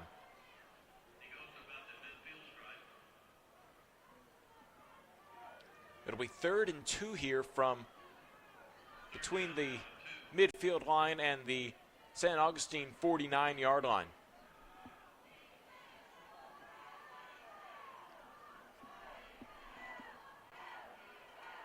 Ramirez the tailback, Henderson the fullback. Under center is Jared Kelly, and he tosses it, and running up the middle will be Ramirez, and flags come in on the play as the first down is picked up a lot more. The ball comes loose, and picking up and running with it the other way for the Wolves is Chris Wade, and Wade will go into the end zone, but flags are all over the field. We'll have to see what this is about, as there's even an injured Bobcat slow to get up, and Refugio seems confident that this is coming back, as Chris Wade was able to almost uncontested go into the end zone on that play. Let's see where we are after the result of the play being a touchdown, but now the penalty is probably going to change that up, and we'll wait for the officials to discuss what all of their flags are about. Looks like they might have seen the same thing, as the flags are all kind of in the same general area after the running play. And the officials pointing towards San Augustine, and I think San Augustine excited for the moment, realizing now that they have to stay on the defensive side of the ball. Personal foul. Face mask. Face mask seems to be the call here against San Augustine. We will tackle the yardage from the end of the related run. First down. So it's an additional 15 yards to where the end of the run was marked. So it was already a first down to begin with for Refugio, and now it looks like the end of the run was marked at around the 33-yard line, and this ball moves all the way into the red zone, inside the 20 to the 18-yard line, and Refugio knocking on the door, looking to add to the 28-13 lead with 7:48 remaining in the third quarter. Jacoby Avery under center. Fakes the pitch and runs to the left side himself. Gets a good block, cuts back at the 10, and it falls down. The tackle saving the first down made by KJ Davis.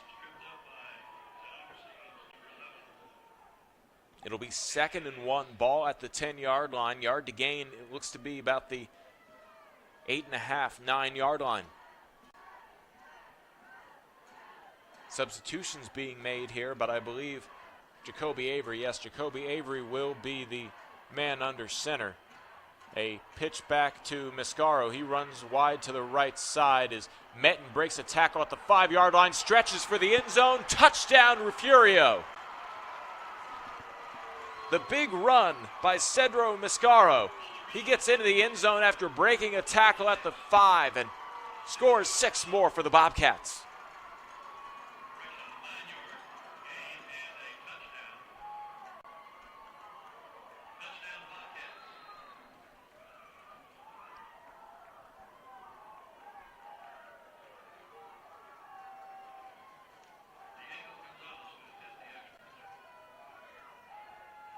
Avery with the hold. Gonzalez with the kick, and the point after attempt is good. And Refugio takes a 35-13 lead here in the Class 2A Division I state semifinal game. 7:05 left in the third quarter, and San Augustine has an uphill climb to get back into this ball game. The defending state champions looking like it tonight.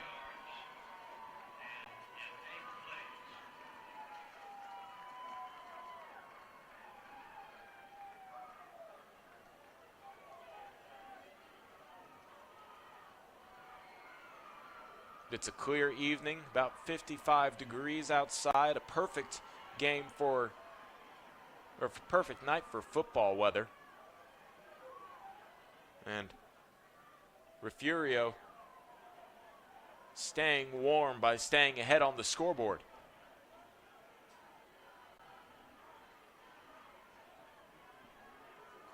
KJ Davis and Tajay Thomas back deep to receive the ensuing kickoff following the Refugio score.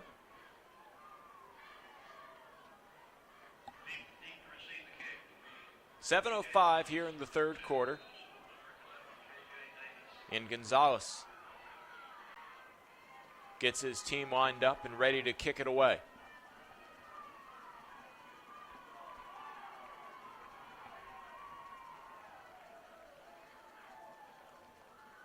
Seven-yard charge for Diego Gonzalez, puts toe to leather, end over end kick taken by Thomas. He backpedals at the 9 and looks for blocks as he crosses the 20, spins, and is brought down at the 23-yard line by Trent Ross. And that is where San Augustine starts with 6:58 remaining in the third quarter. Their second drive will start at the 22-yard line of their own territory.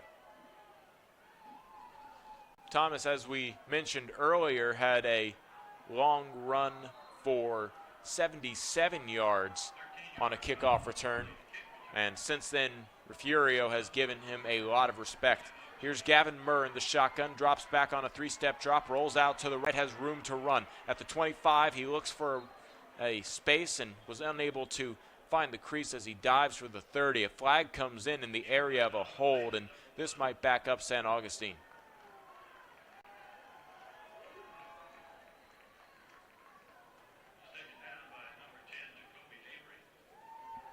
And it is a hold that Number 50 on the offense. takes away that run and backs him up from the original line of scrimmage inside the 15, close to the 10, and the ball marked at the 12-yard line for St. Augustine. So that's a full 10-yard loss from the original line of scrimmage on this series of downs.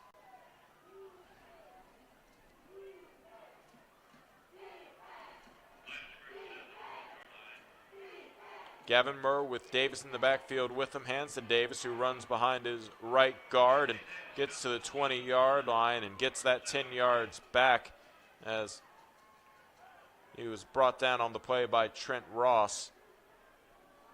Just shy of that original line of scrimmage, a gain of 9 on the play. The ball at the 21-yard line, it's 2nd and 11. Murr, realizing the clock's still moving, sends Johnson in motion. He drops back on 5 steps, looks for a screen play that is immediately broken up. It was caught there by KJ Davis, but the tackle made on the play from Refugio's Caleb Wright. And there's no gain, 3rd down and 11 here from the 21 for St. Augustine following that blown up screen play. 3 receivers to the left side. Murr directs traffic. Wade, the receiver, out wide right. Play action. Johnson makes the catch across the middle and then has the ball knocked away from him. The defensive stop made by Mascaro and brings up 4th down for St. Augustine. The clock stops at 5:27 and out comes the punting unit for St. Augustine. If there was ever a time to pull off a fake play and get a little bit of momentum for St. Augustine, it would be now. Trent Ross back deep near midfield to receive this punt.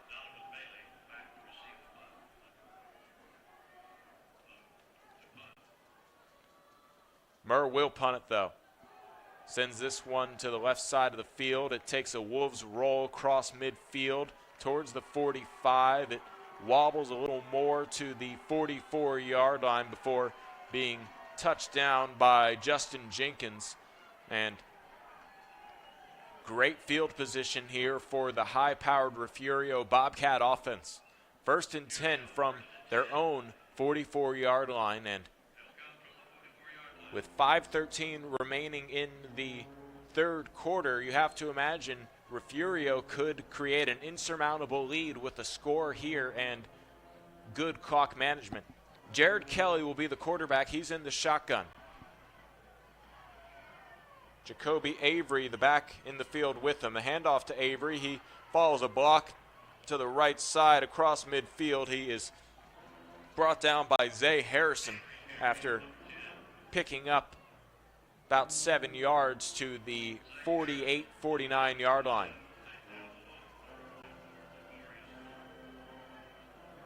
Second and 2 from the St. Augustine 48-yard line. Clock moving at 4:45 here in the 3rd quarter. Henderson, the fullback. Avery, the running back. He gets the handoff from Jared Kelly, takes it out to the right side, cuts back at the 45, and is brought down by Thomas at the 40. It's a 1st down for Refugio, and the chains move. The clock stops at 4:33. In fact, I don't think the clock really stopped. They're keeping it rolling here, and every second is important to St. Augustine, and every second ticking off for Refugio is a moment closer to a return to AT&T Stadium. Kelly in the shotgun. Hands it off to Ramirez. Ramirez stumbles away from a tackle and takes it to the left side across the 30. Stiff arms the defender at the 25 and is brought down by Chris Wade at the 20-yard line, and Refugio is back into the red zone.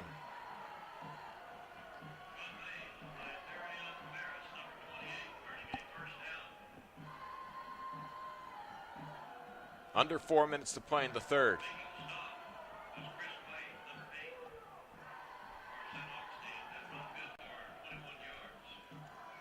And the sophomore quarterback, Jared Kelly, hasn't played as much as Jacoby Avery at the position this evening, getting some valuable reps. Hands off to Mascaro. Mascaro runs to the left, and it looks like the ball is loose. It's picked up here by St. Augustine, and it's a lateral out to the left side. Taking it down is Wade.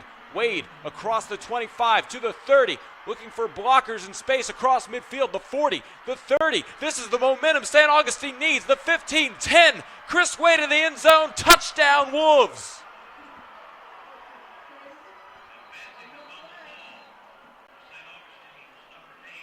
The officials want to bring this one back, as this will be the second time that the Wolves may have had a turnover created being called back by a flag, but for the moment the touchdown will stand, and just tremendous job by the Wolves defense to keep that ball alive and create space and blocking.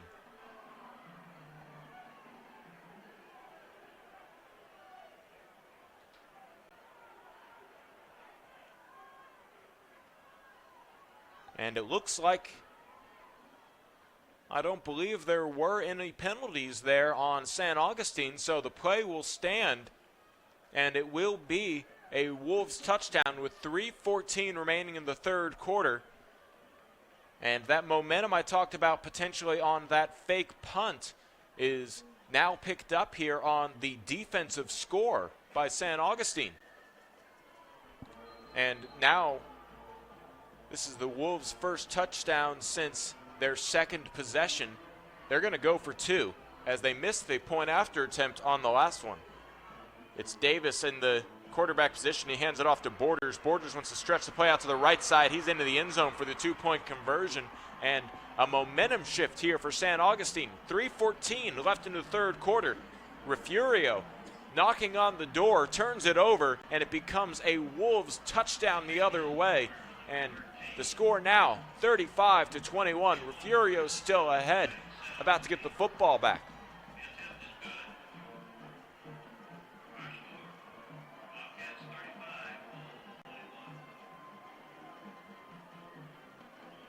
That was a 98-yard fumble recovery return for a touchdown by Chris Wade. And quite possibly bringing life back into this surprisingly undefeated St. Augustine Wolves team. It's always a surprise to be undefeated to this point of the season. Even the defending 2A state champion Refugio Bobcats come in with a loss on the season. But now St. Augustine finds themselves down 2 scores with 3:14 left in the third quarter. And Refugio had an opportunity to shut the door, and then another score would have been a lock in the key. But here it is. Opportunity for St. Augustine to work their way back into it.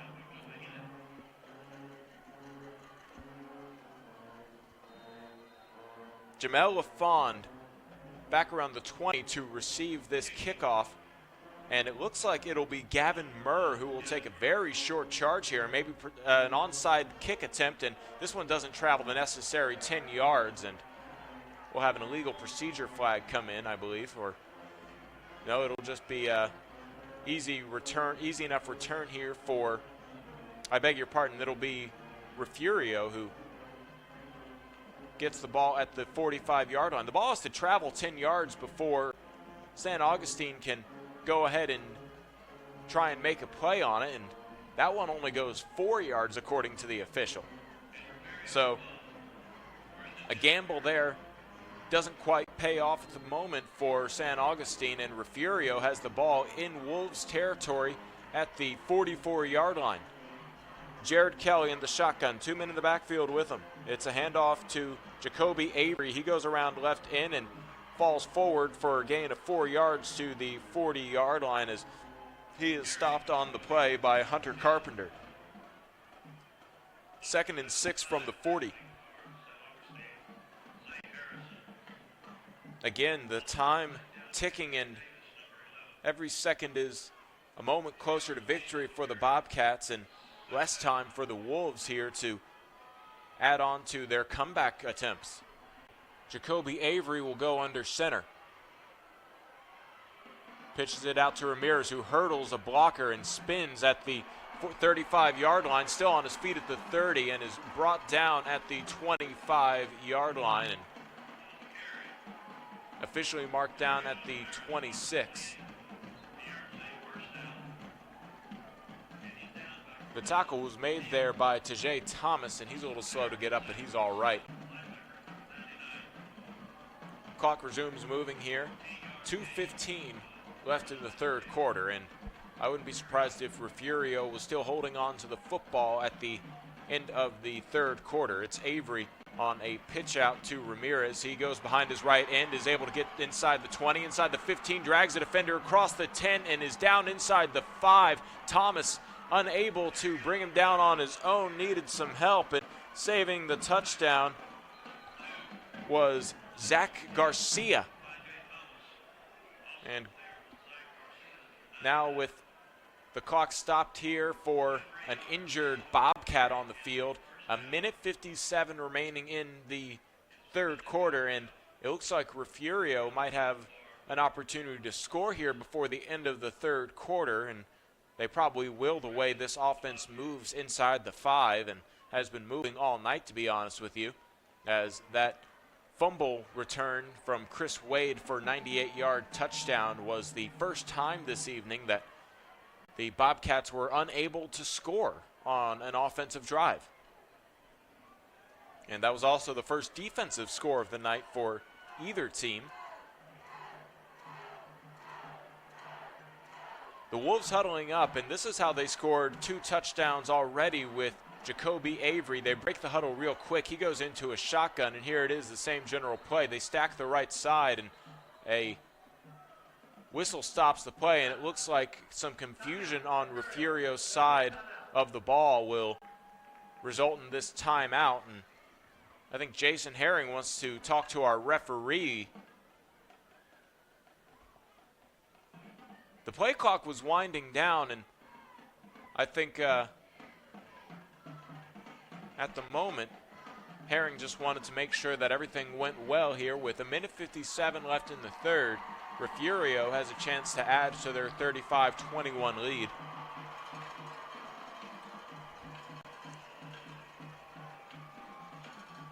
But for the time being, they want to make sure that everybody is on the same page after turning it over on the last possession. So they burned their first timeout. St. Augustine has all 3 of their timeouts. The ball is on the 3-yard line. It's first and goal.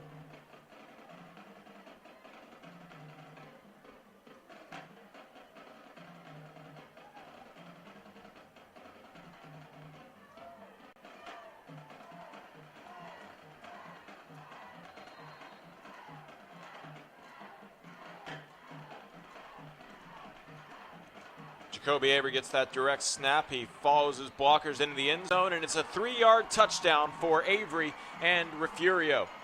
They tack on 6 more points here with a minute 52 left in the third quarter, and Refugio one step closer to returning to Jerry World for the 2A state championship game. 41-21, a 20-point advantage for Refugio here in the third quarter before the point after attempt. Avery will hold. The kick from Diego Gonzalez through the uprights, and good. And flags come in after the play. A little extracurricular activity will probably change where this ensuing kickoff will be from. But it's Refugio doubling up San Augustine with a minute 52 left until the start of the fourth quarter. Let's see what these flags are about. So the officials want to discuss who saw what and who did what.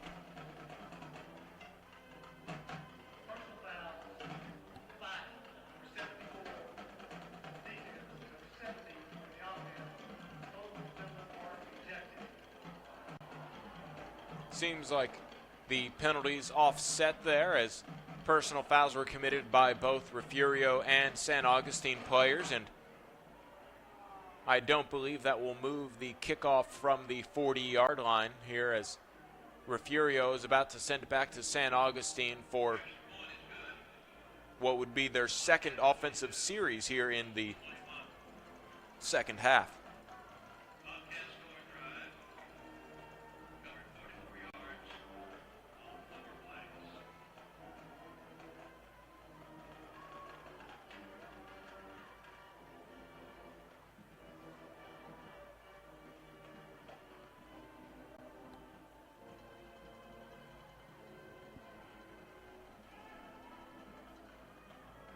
KJ Davis and Tajay Thomas back deep to receive the ensuing kickoff that will be kicked away from the 40-yard line. Diego Gonzalez still out there.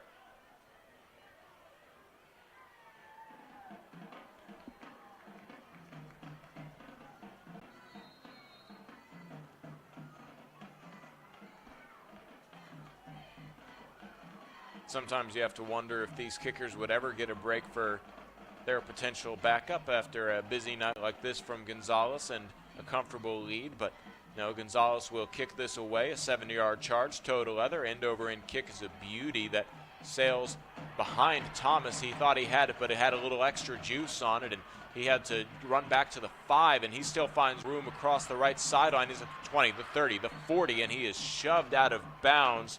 The stop made there by Refugio's Michael Verova.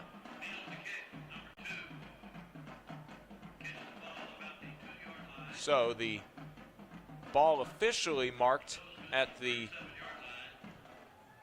San Augustine 37-yard line, and that's where they start this drive. With a minute 41 left here in the third quarter, San Augustine down by 21 as their work cut out for them. Trips to the right. Single receiver to the left in borders here for Gavin Murr. He has KJ Davis in the backfield with him. It's a handoff to Davis. He runs up the middle. The initial stop made at the 40 by Mascaro, and after a pickup of 3 yards, it'll bring up second down.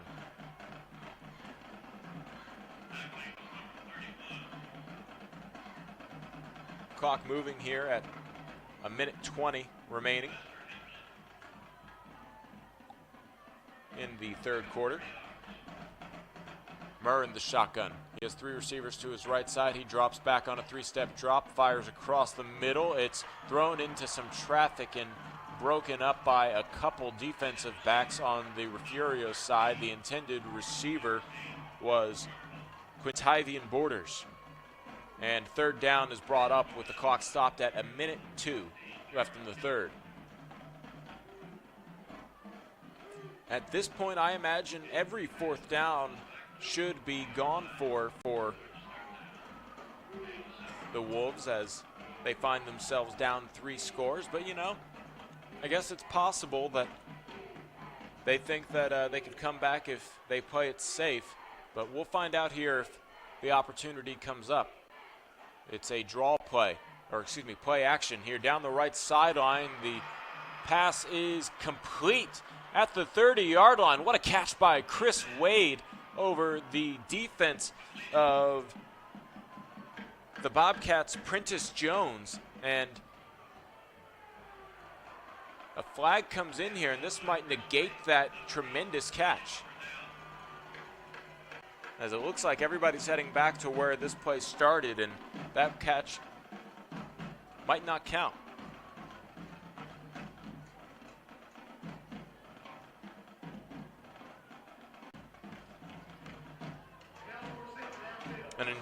An ineligible receiver down the field will cost a tremendous catch from Chris Wade, who had that 98-yard fumble return for a score here earlier in the quarter. And we'll retry third down from the 35-yard line. 3rd and 12 here. Empty backfield for Gavin Murr. Drops back and he's already under pressure. Rolls out to his left. Fires to the left sideline. It's caught by Borders at the 40. He's wrapped up and brought down by Jake Tinsman, well short of the first down. And that brings up 4th and about 6 from the 41-yard line. San Augustine in their own territory here on 4th down will have to fire off a play before the start of the fourth quarter. The play clock at 22 seconds, the game clock at 27 seconds, about a 6-second difference between play clock and game clock, and they will go for it on fourth down, as I was discussing earlier. And Davis will be in the backfield with Murr. He needs him as a blocker. He has two receivers on both sides. He drops back, scans and fires across the middle, and the pass is broken up, intended for Chris Wade. It was a little bit behind him, and good defensive play made by Mascaro, and that'll be a turnover on downs for San Augustine. And with 5 seconds left here in the third quarter and a 42-21 lead, Refugio will take over at the San Augustine 41-yard line.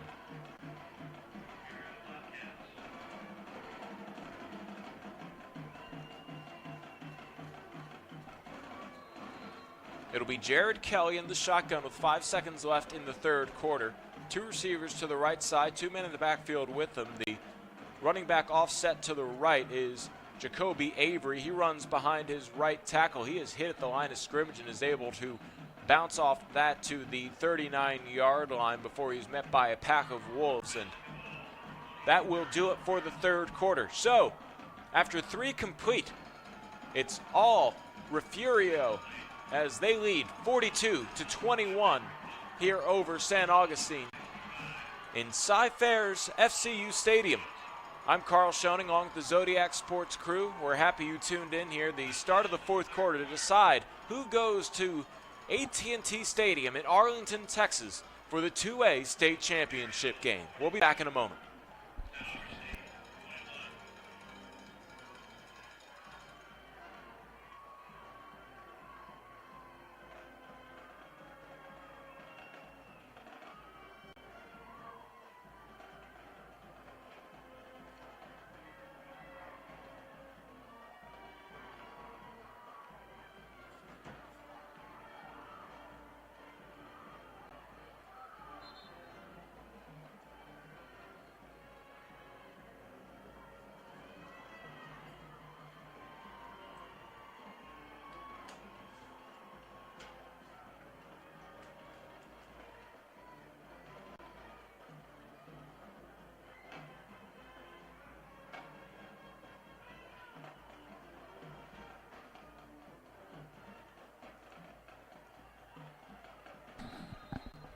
Start of the fourth quarter, it's Refugio 42, San Augustine 21. Refugio with the football and the lead. It's Jacoby Avery under center. A toss back to Ramirez. He gets past the line of scrimmage, cuts back at the 35-yard line, and is able to drag Borders down across the 30, picking up the first down. It's a gain of 12 here to start off the fourth quarter. 8 seconds tick off the clock, and they just let the clock keep rolling here to San Augustine's dismay, as they should have stopped it to move the chains, and instead here, with the clock still moving, San Augustine needs every second, and Refugio will keep this ball on the ground as it's a run play for Mascaro to the right side. He follows his blocker inside the 20 down to the 17-yard line. It's another first down picked up on the ground after the stop made by San Augustine's Cordell Teal, and that play clock is the friend and will probably be brought down to single digits more often than not here for Refugio. They're taking their time getting into their formation here on 1st and 10. The ball at the 16-yard line. The handoff here to Mascaro. He follows his right guard and is able to cut back at the 15 and lower his shoulder down to the 10-yard line on first down, and gets all the way to the 10-yard line for a pickup of 6 yards. 2nd and 4 coming up here. The clock moving at 10:40 left in the fourth quarter.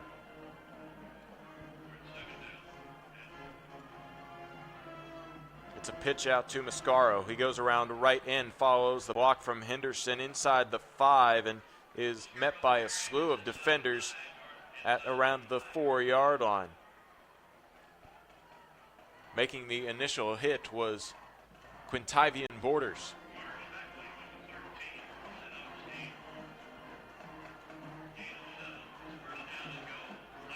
So first and goal from the 3, and in this situation this evening, it has been a huddle and then quickly a shotgun formation for Jacoby Avery, but in this situation, he's back under center. He pitches it out to Ramirez, and Ramirez dives into the end zone for Refugio, touchdown.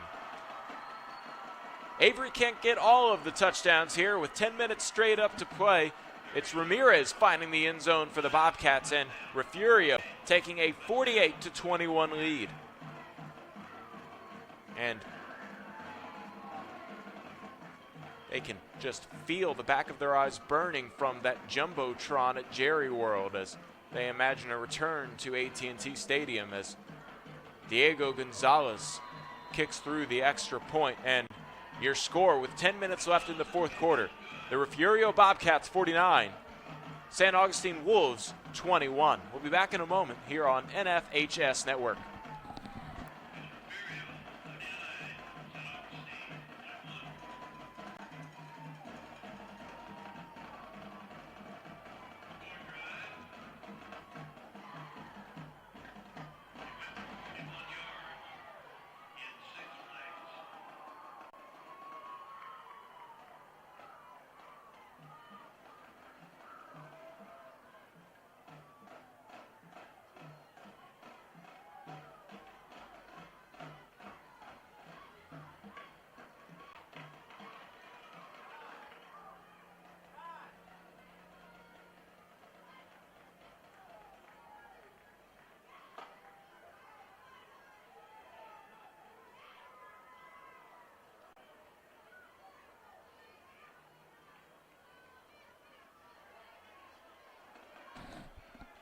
Ten minutes to play until this one is final, and Refugio only needs to maybe get one more defensive stop and then take care of the football on the offensive side of the ball before they can say that they're heading back to the state championship game.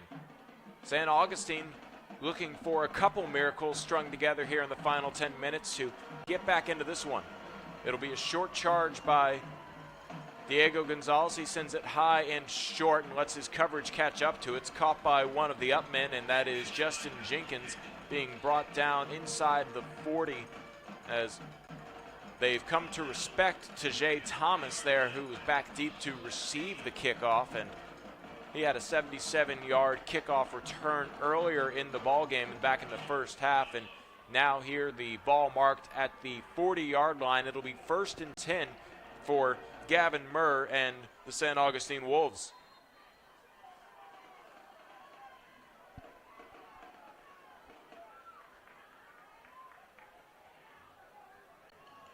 Ball at their own 40. Murr has Davis in the backfield. They send Borders in motion left to right. Borders in the backfield with Murr, and it's a handoff to Davis. He's looking for a block around the left end, and he is met by a defender and shoved out of bounds after picking up yards out to the 45-yard line. It's Jamil LaFond who is able to wrap him up and keep him from going much further than that 5-yard gain. And the clock stops as they run out of bounds. Flag on the field. It's a penalty against San Augustine, against San Augustine, and there were a couple flags out there. Must have been the same thing. San Augustine looking for some help here as another official comes in to talk to our referee, and let's see what we have here. As this could be maybe offsetting penalties, perhaps. Let's see what we have here. This is a unique situation. I think the referee didn't catch that flag either.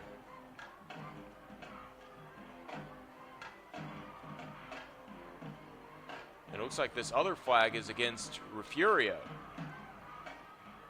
And these officials need to talk about this because they already announced, I believe, the holding call on San Augustine.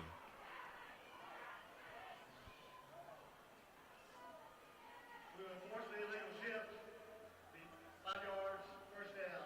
After the play was over, we got unsportsmanlike conduct. Number 13, number 11, those offset. And there were offsetting unsportsmanlike conduct plays on the field. So that gain has a 10-yard penalty from the spot of the foul go all the way back to the 35-yard line, so that cost St. Augustine 5 yards. It's a 1st and 15 now, and the offsetting personal fouls just leaves the football where it is after the St. Augustine hold. 2 men in the backfield now with Murr.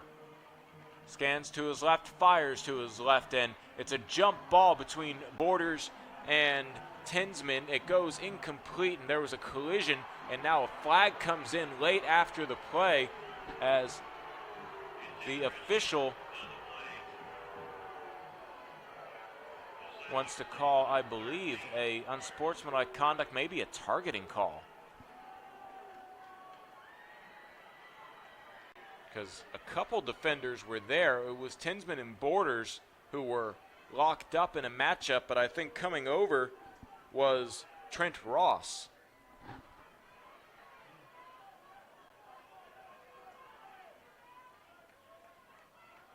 Now, personal foul, number 19, on defense.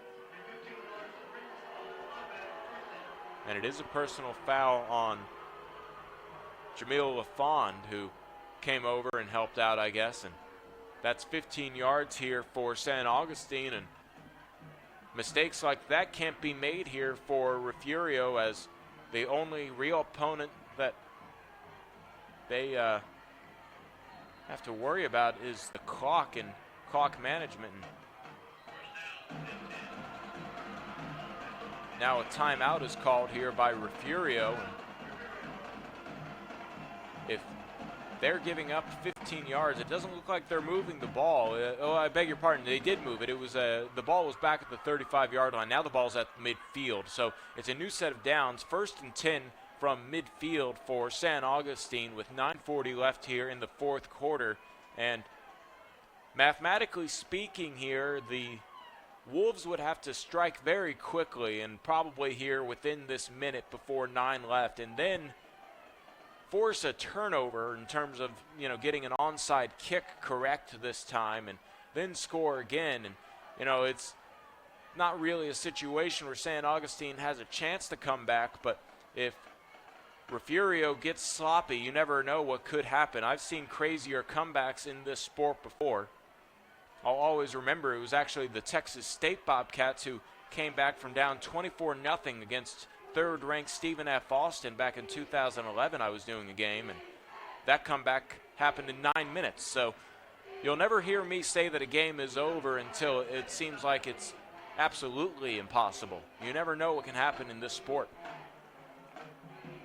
This will be a direct snap to KJ Davis.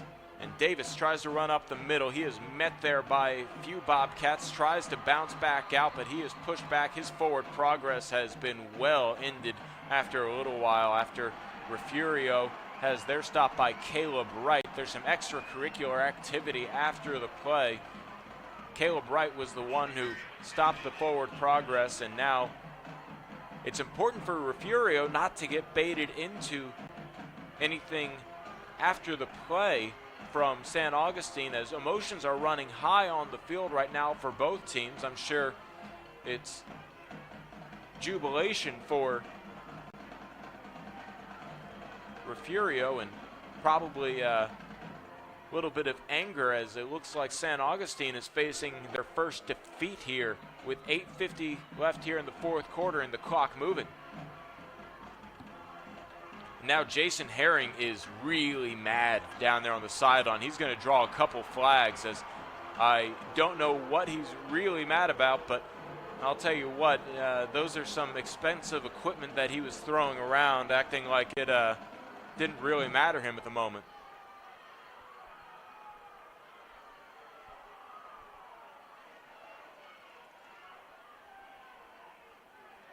The officials probably call some unsportsmanlike conduct on.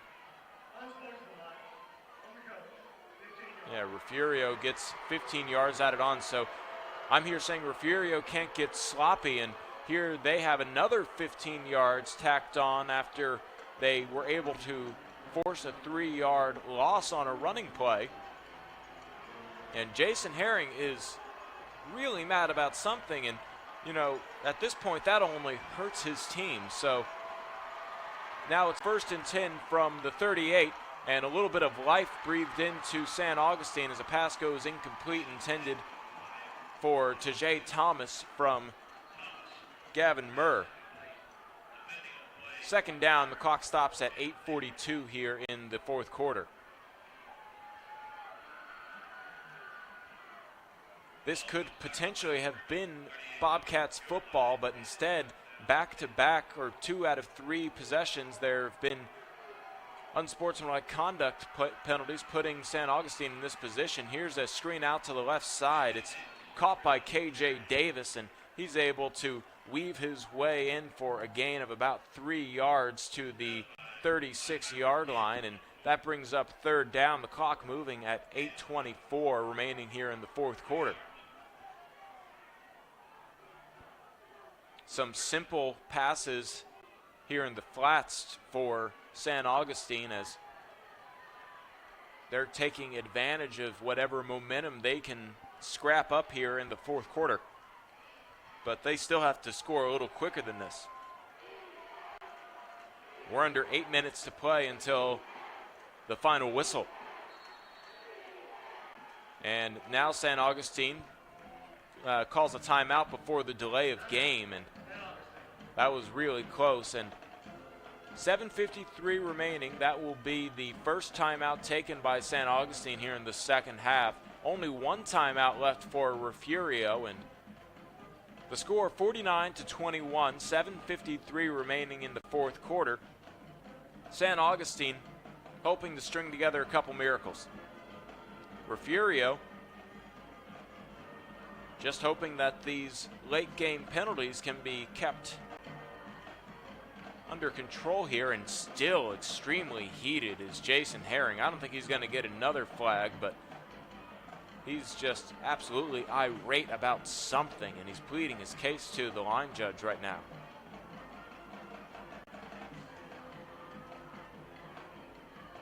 Back to action here. It's 3rd and 8. The ball on the Refugio 36-yard line. San Augustine trying to put together a drive here to score, down 49-21. Gavin Murr hands it off to Davis. A flag comes in as Davis tries to navigate out of the backfield. He's able to escape from 1 tackle, still behind the line of scrimmage, fights forward across the 35 and dives down to the 34-yard line. The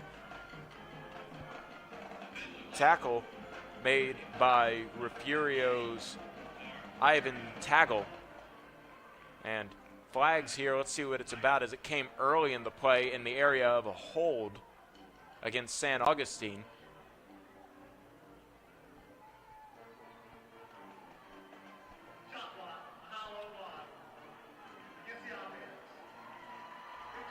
So that's actually a chop block called against San Augustine. That backs them up 15 yards and remains the loss of downs. So now the ball moved all the way back to San Augustine's own 49-yard line, and the yard to gain is the Bobcats' 28.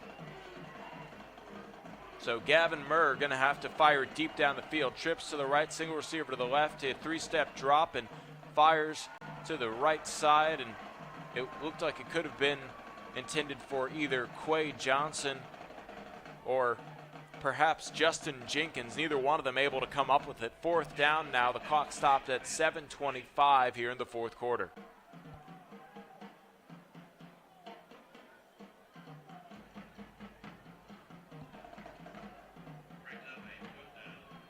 "15 seconds on the play clock here for San Augustine, and they have 2 receivers on both sides. Thompson in the backfield, rolling out to the right is Murr. On the run, he fires down the right sideline. It's a jump ball between Chris Wade and the defensive back. Incomplete, as the defense was made a good defensive job by Princess Jones, the right side cornerback, and that'll be a turnover on downs. The clock stops at 7:16, and Refugio now just has to hold on to the football and run it, and probably not really try to score too quickly, though. If they score, it would definitely be a nail in the coffin.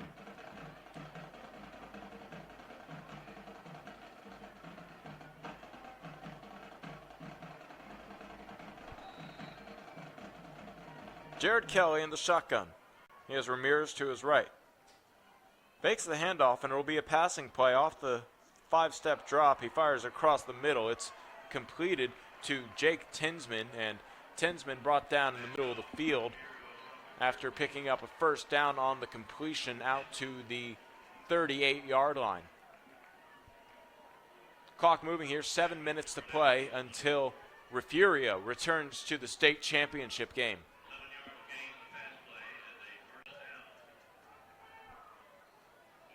Two receivers on both sides.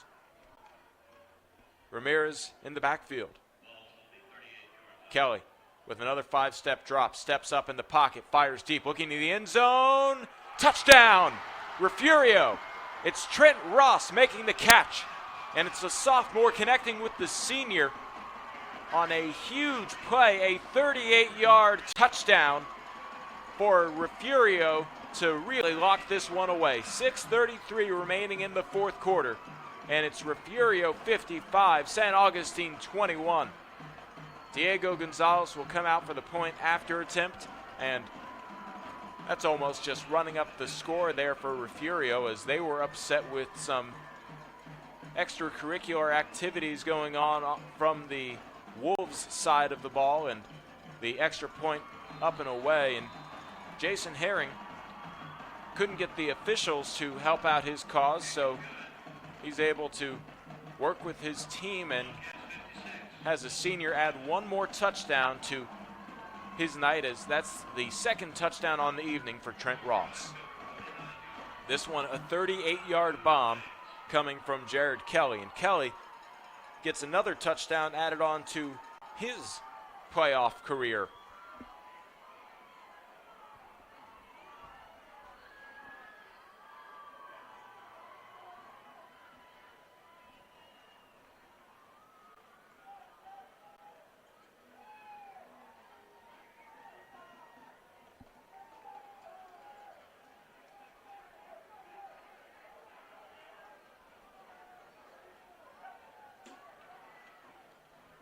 So 6:33 left here in the fourth quarter.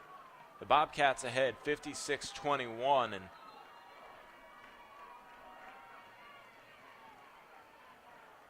they are getting ready for their celebration as they'll take on the winner of either Stratford or Mart in the championship game, which will be Wednesday, December 20th at AT&T Stadium in Arlington.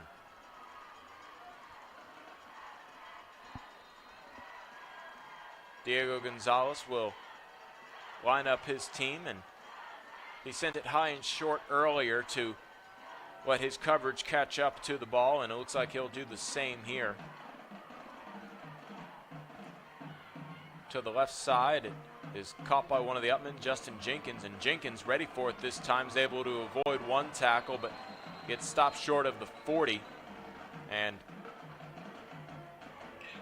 one official marks it all the way back to the 35, and now he'll go ahead and move it up to the 41-yard line, which is a very generous spot. From my vantage point, it did not appear that Jenkins got past the 40-yard line, but the officials here, with 6:26 remaining in the fourth quarter, will mark the ball at the 41-yard line. 1st and 10 for San Augustine. Gavin Murr, the senior quarterback, out there for potentially his final offensive series of his high school career. Trips to the right, single receiver to the left. Quick fire over to the left side. It's Borders trying to evade a couple defenders at the 45, and he is brought down at the 46-yard line. Tackle made by Jake Tinsman for Refugio. It's a gain of 5, and the clock moving here at 6:02 left in the fourth quarter.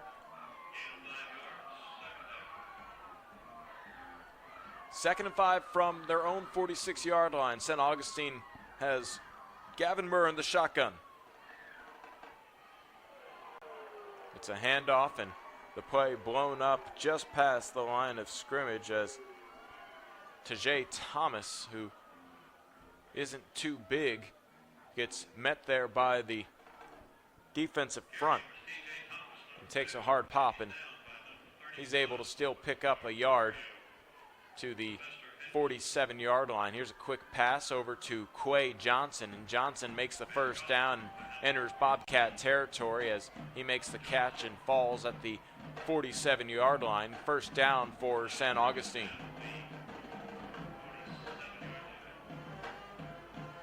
He stayed in bounds, so the clock moves here at 5:05 remaining in the fourth quarter. Trips right, Borders wide left. It's a handoff to Thomas. Thomas navigates to the right side of the field where he is just met by a pack of Bobcats and brought down after getting back to the line of scrimmage. Several Bobcats in on the tackle. Thomas taking a little bit of punishment on those last two carries.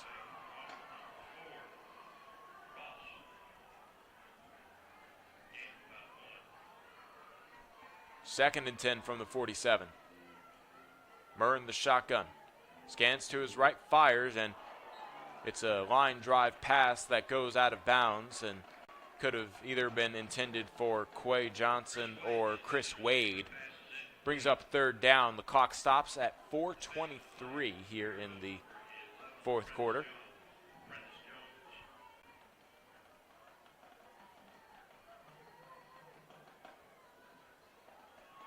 Three receivers to the right side. Borders slow to line up on the far left side as KJ Davis comes back in the game. Gavin Murr drops back, pump fakes, and now fires deep down the right sideline. It's a jump ball, and Chris Wade could not come down with it.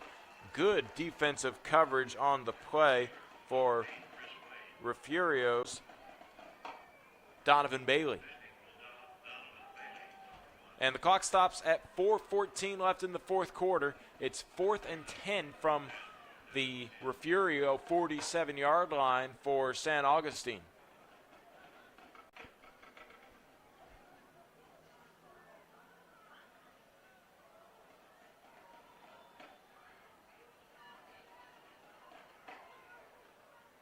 Five wide here for Gavin Murr. 4th and 10. He drops back and fires across the middle, and there was no intended receiver. The ball bounces and goes incomplete. The closest player was Jake Tinsman for Refugio, and that'll be a turnover on downs here, and the ball goes back to the Refugio Bobcats with 4:09 left in the fourth quarter. They lead 56-21, and I imagine they'll keep the ball on the ground here, and the next stop for them will be Arlington, Texas, for this 2A state championship game.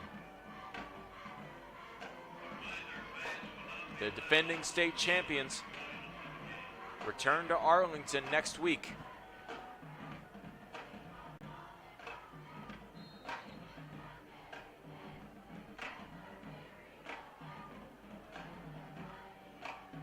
It'll be Jacoby Avery under center for Refugio.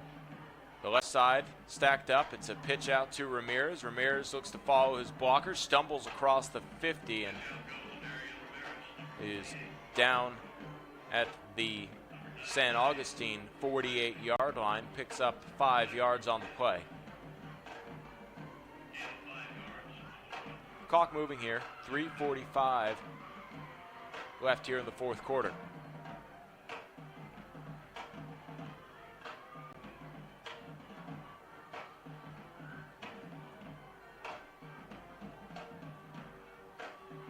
Refugio in no hurry with 10 seconds on the play clock. Jared Kelly, the quarterback, now in the shotgun. Two receivers on the right side. Man in motion. And it's a handoff. Running to the right side and getting a good block is Jonathan Havens, and Havens able to get out to the 30-yard line before he runs out of bounds. And Havens, getting his first carry of the night, is stopped at the St. Augustine 31-yard line after picking up a first down. Just some opportunities here for players who haven't necessarily gotten to touch the ball, and the clock stops at 3:12 here in the fourth quarter after Havens runs out of bounds.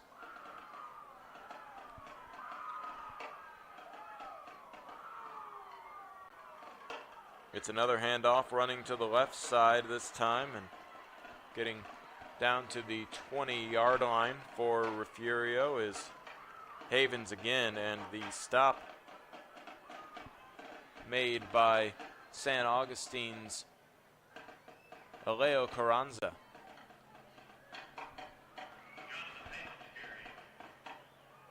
They did get tackled between the sidelines this time, so the clock doesn't stop, and 2:45 left until the end of this ball game. 12 seconds on the play clock for Jared Kelly, the sophomore quarterback in the shotgun. Sends a man in motion, fakes the handoff to Havens. Actually, he did hand it off to Havens, and Havens is undercut by Borders at the 14-yard line after a pickup of 5 yards on the play.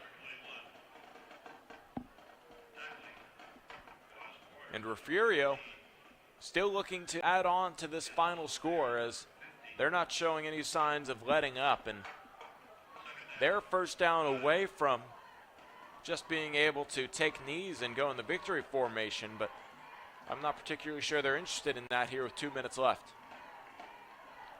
A little miscommunication on the handoff results in the play being blown up, and Havens is brought down on the play by Carranza. And the result is a 5-yard loss back to the 19-yard line.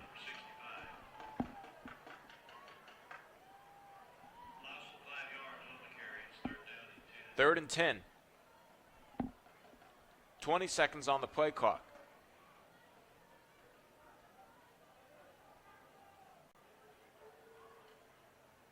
Two men in the backfield here with Jared Kelly. Two receivers out to the right side. A single receiver in the slot on the left side. And this play blown dead. Timeout, Refugio. With 1:17 left in the fourth quarter. I guess the coach, Jason Herring, expects perfection here at the end of the game. Or perhaps he's making sure everybody has their orders in for what they're going to eat after the game. But either way, here with 1:17 left, this timeout kind of seems a little unnecessary, but the result of the last play being a 5-yard loss, I'm sure he wants to just protect his players by making sure everyone is organized, and you never know, miscommunication on a play could result in an injury, and you don't want that.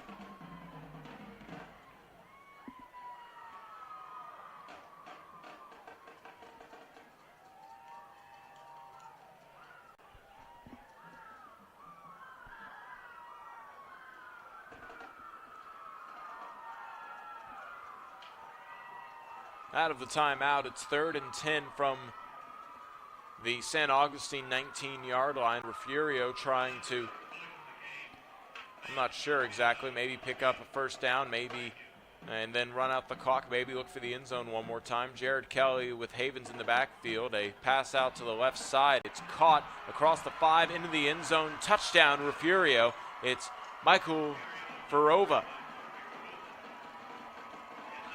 And that adds 6 more points to the Refugio lead here with 1:10 remaining in the fourth quarter. It's 62-21.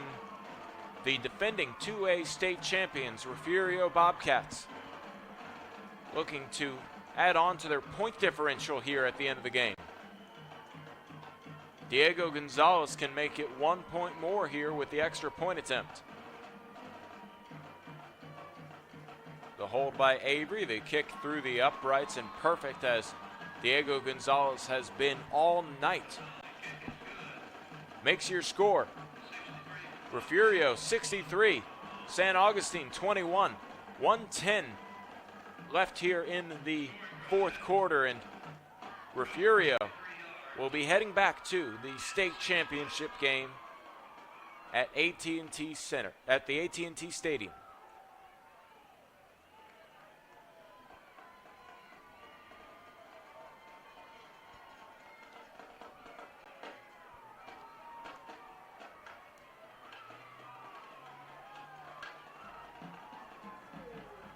course, this final minute 10 gives Gavin Murr, son of Marty Murr, the head coach for St. Augustine, one last chance to go out on the field and score for a touchdown. So I wouldn't be surprised to see a couple more passing plays coming from St. Augustine, but quite obviously a 42-point differential is darn near impossible to overcome in the course of a regular game, but much less 1 minute 10 seconds, obviously. So Diego Gonzalez, who's been sending kicks high and short to prevent returns, most recently in the last 3 kickoffs, will continue the trend here as he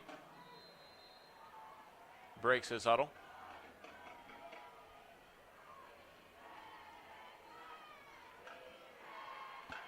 He's only going to take a 3-yard approach.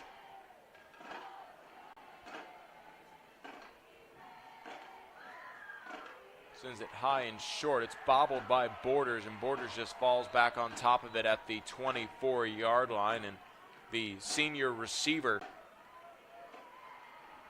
came into tonight's game with 37 catches for 661 yards, and the 14-0 season here for the Wolves.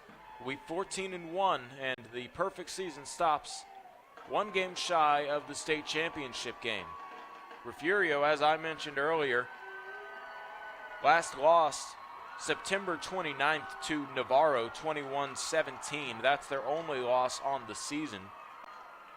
Oddly enough, last year in their state championship run, they also only lost to Navarro. So history repeats itself if they can win one more game, Refugio. 1:06 remaining here in the fourth quarter. Gavin Murr in the shotgun.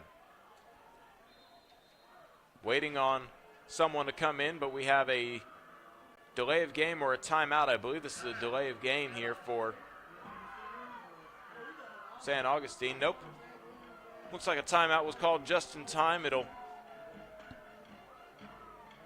be charged to... Yeah, it will be charged to St. Augustine. It didn't come off the scoreboard, but St. Augustine calls the timeout here with the delay of game, and Jason Herring knew that it wasn't a delay of game. He was already out on the field, and for some reason I thought he might have called the timeout. And actually, I heard the officials say that was their second charged timeout, but it is Refugio who is down to 0 timeouts left here in the second half, and still 2 timeouts left for St. Augustine. They used their first earlier in the half, so I guess it was Refugio who called the timeout here to save the delay of game for St. Augustine. And almost a pick 6 for Jacoby Avery, and that would have been a very fitting ending here after the timeout just called there by Refugio. And the man who did it all tonight for Refugio, after picking up an interception and returning it 18 yards in the first half and scoring 2 touchdowns and leading the team on offense. Here's a flag coming in. It's a pass interference as Chris Wade was caught up with Prentice Jones. But here with 53 seconds left, they're going to call pass interference. That'll be a 15-yard penalty. And move the chains for St. Augustine.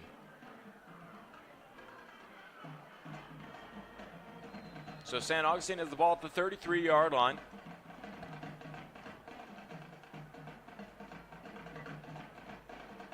Shotgun for Gavin Murr. Quick pass out to the left side. It's caught by Borders. He is able to shake off one defender and then gets out of bounds at the 40-yard line. A pickup of 6 there for Quintivian Borders after being shoved out of bounds by Donovan Bailey.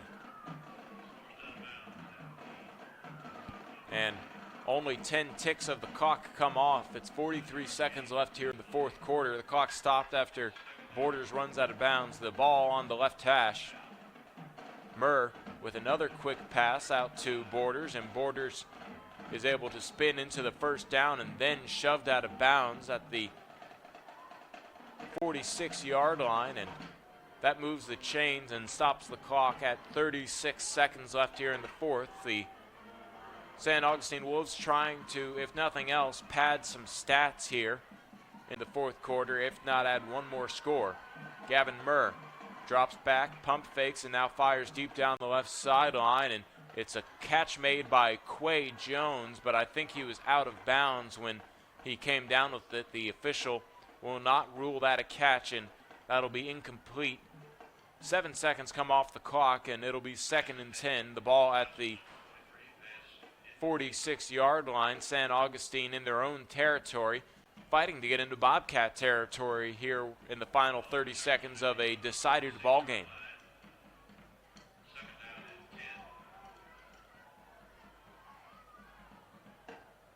Murr calls out a play here with 5 seconds on the play clock. Murr needs to hurry.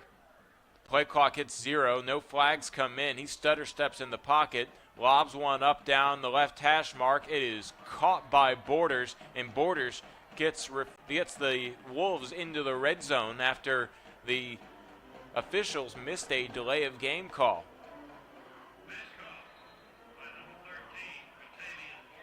Clock still moving here, even though they should have stopped it to move the chains, and now they stop at 14 seconds here in the fourth quarter, and it'll actually be San Augustine calling a timeout that stops the clock and not necessarily the rules. So in this situation with 14 seconds left and the score at 63-21, San Augustine looking for the end zone one more time on what has been a great season for a team that went 8-5 last year to come into the state semifinal game and run into the defending 2A champions at 14-0.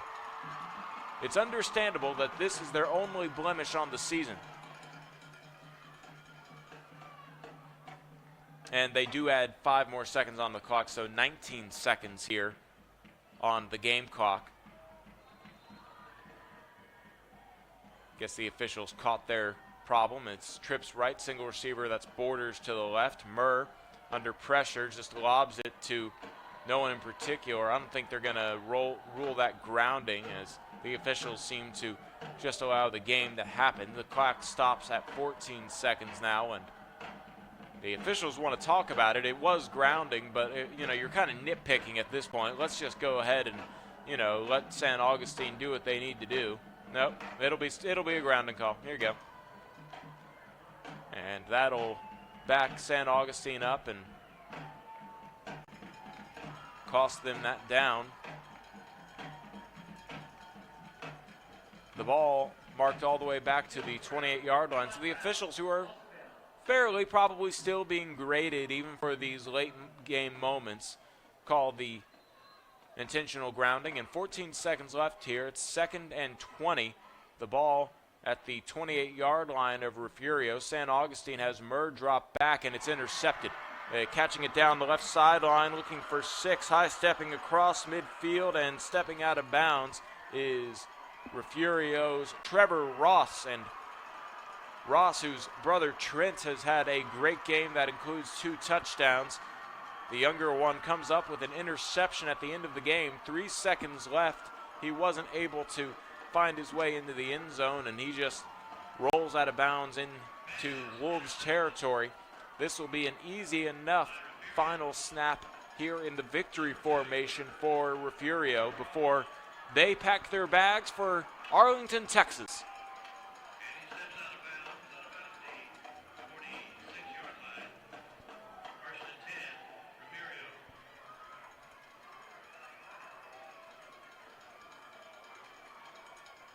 Refugio brings out their sophomore quarterback, Jared Kelly. It's the victory formation. He takes a knee, the clock hits 0, and that'll do it. Refugio knocks off the undefeated San Augustine Wolves, and they are going to Jerry World next week to try and defend their 2A state championship. Your final score here from Cy-Fair FCU Stadium. It's Refugio defeating San Augustine 63-21. I'm Carl Schoening, and for for the rest of the Zodiac Sports crew, we're happy you tuned in tonight, and we want to wish Refugio good luck as they head into the state championship game, and we want to congratulate the San Augustine Wolves on a great season. For all of you football fans out there, thank you for tuning in tonight, and you have a good rest of your weekend. Good night, everybody.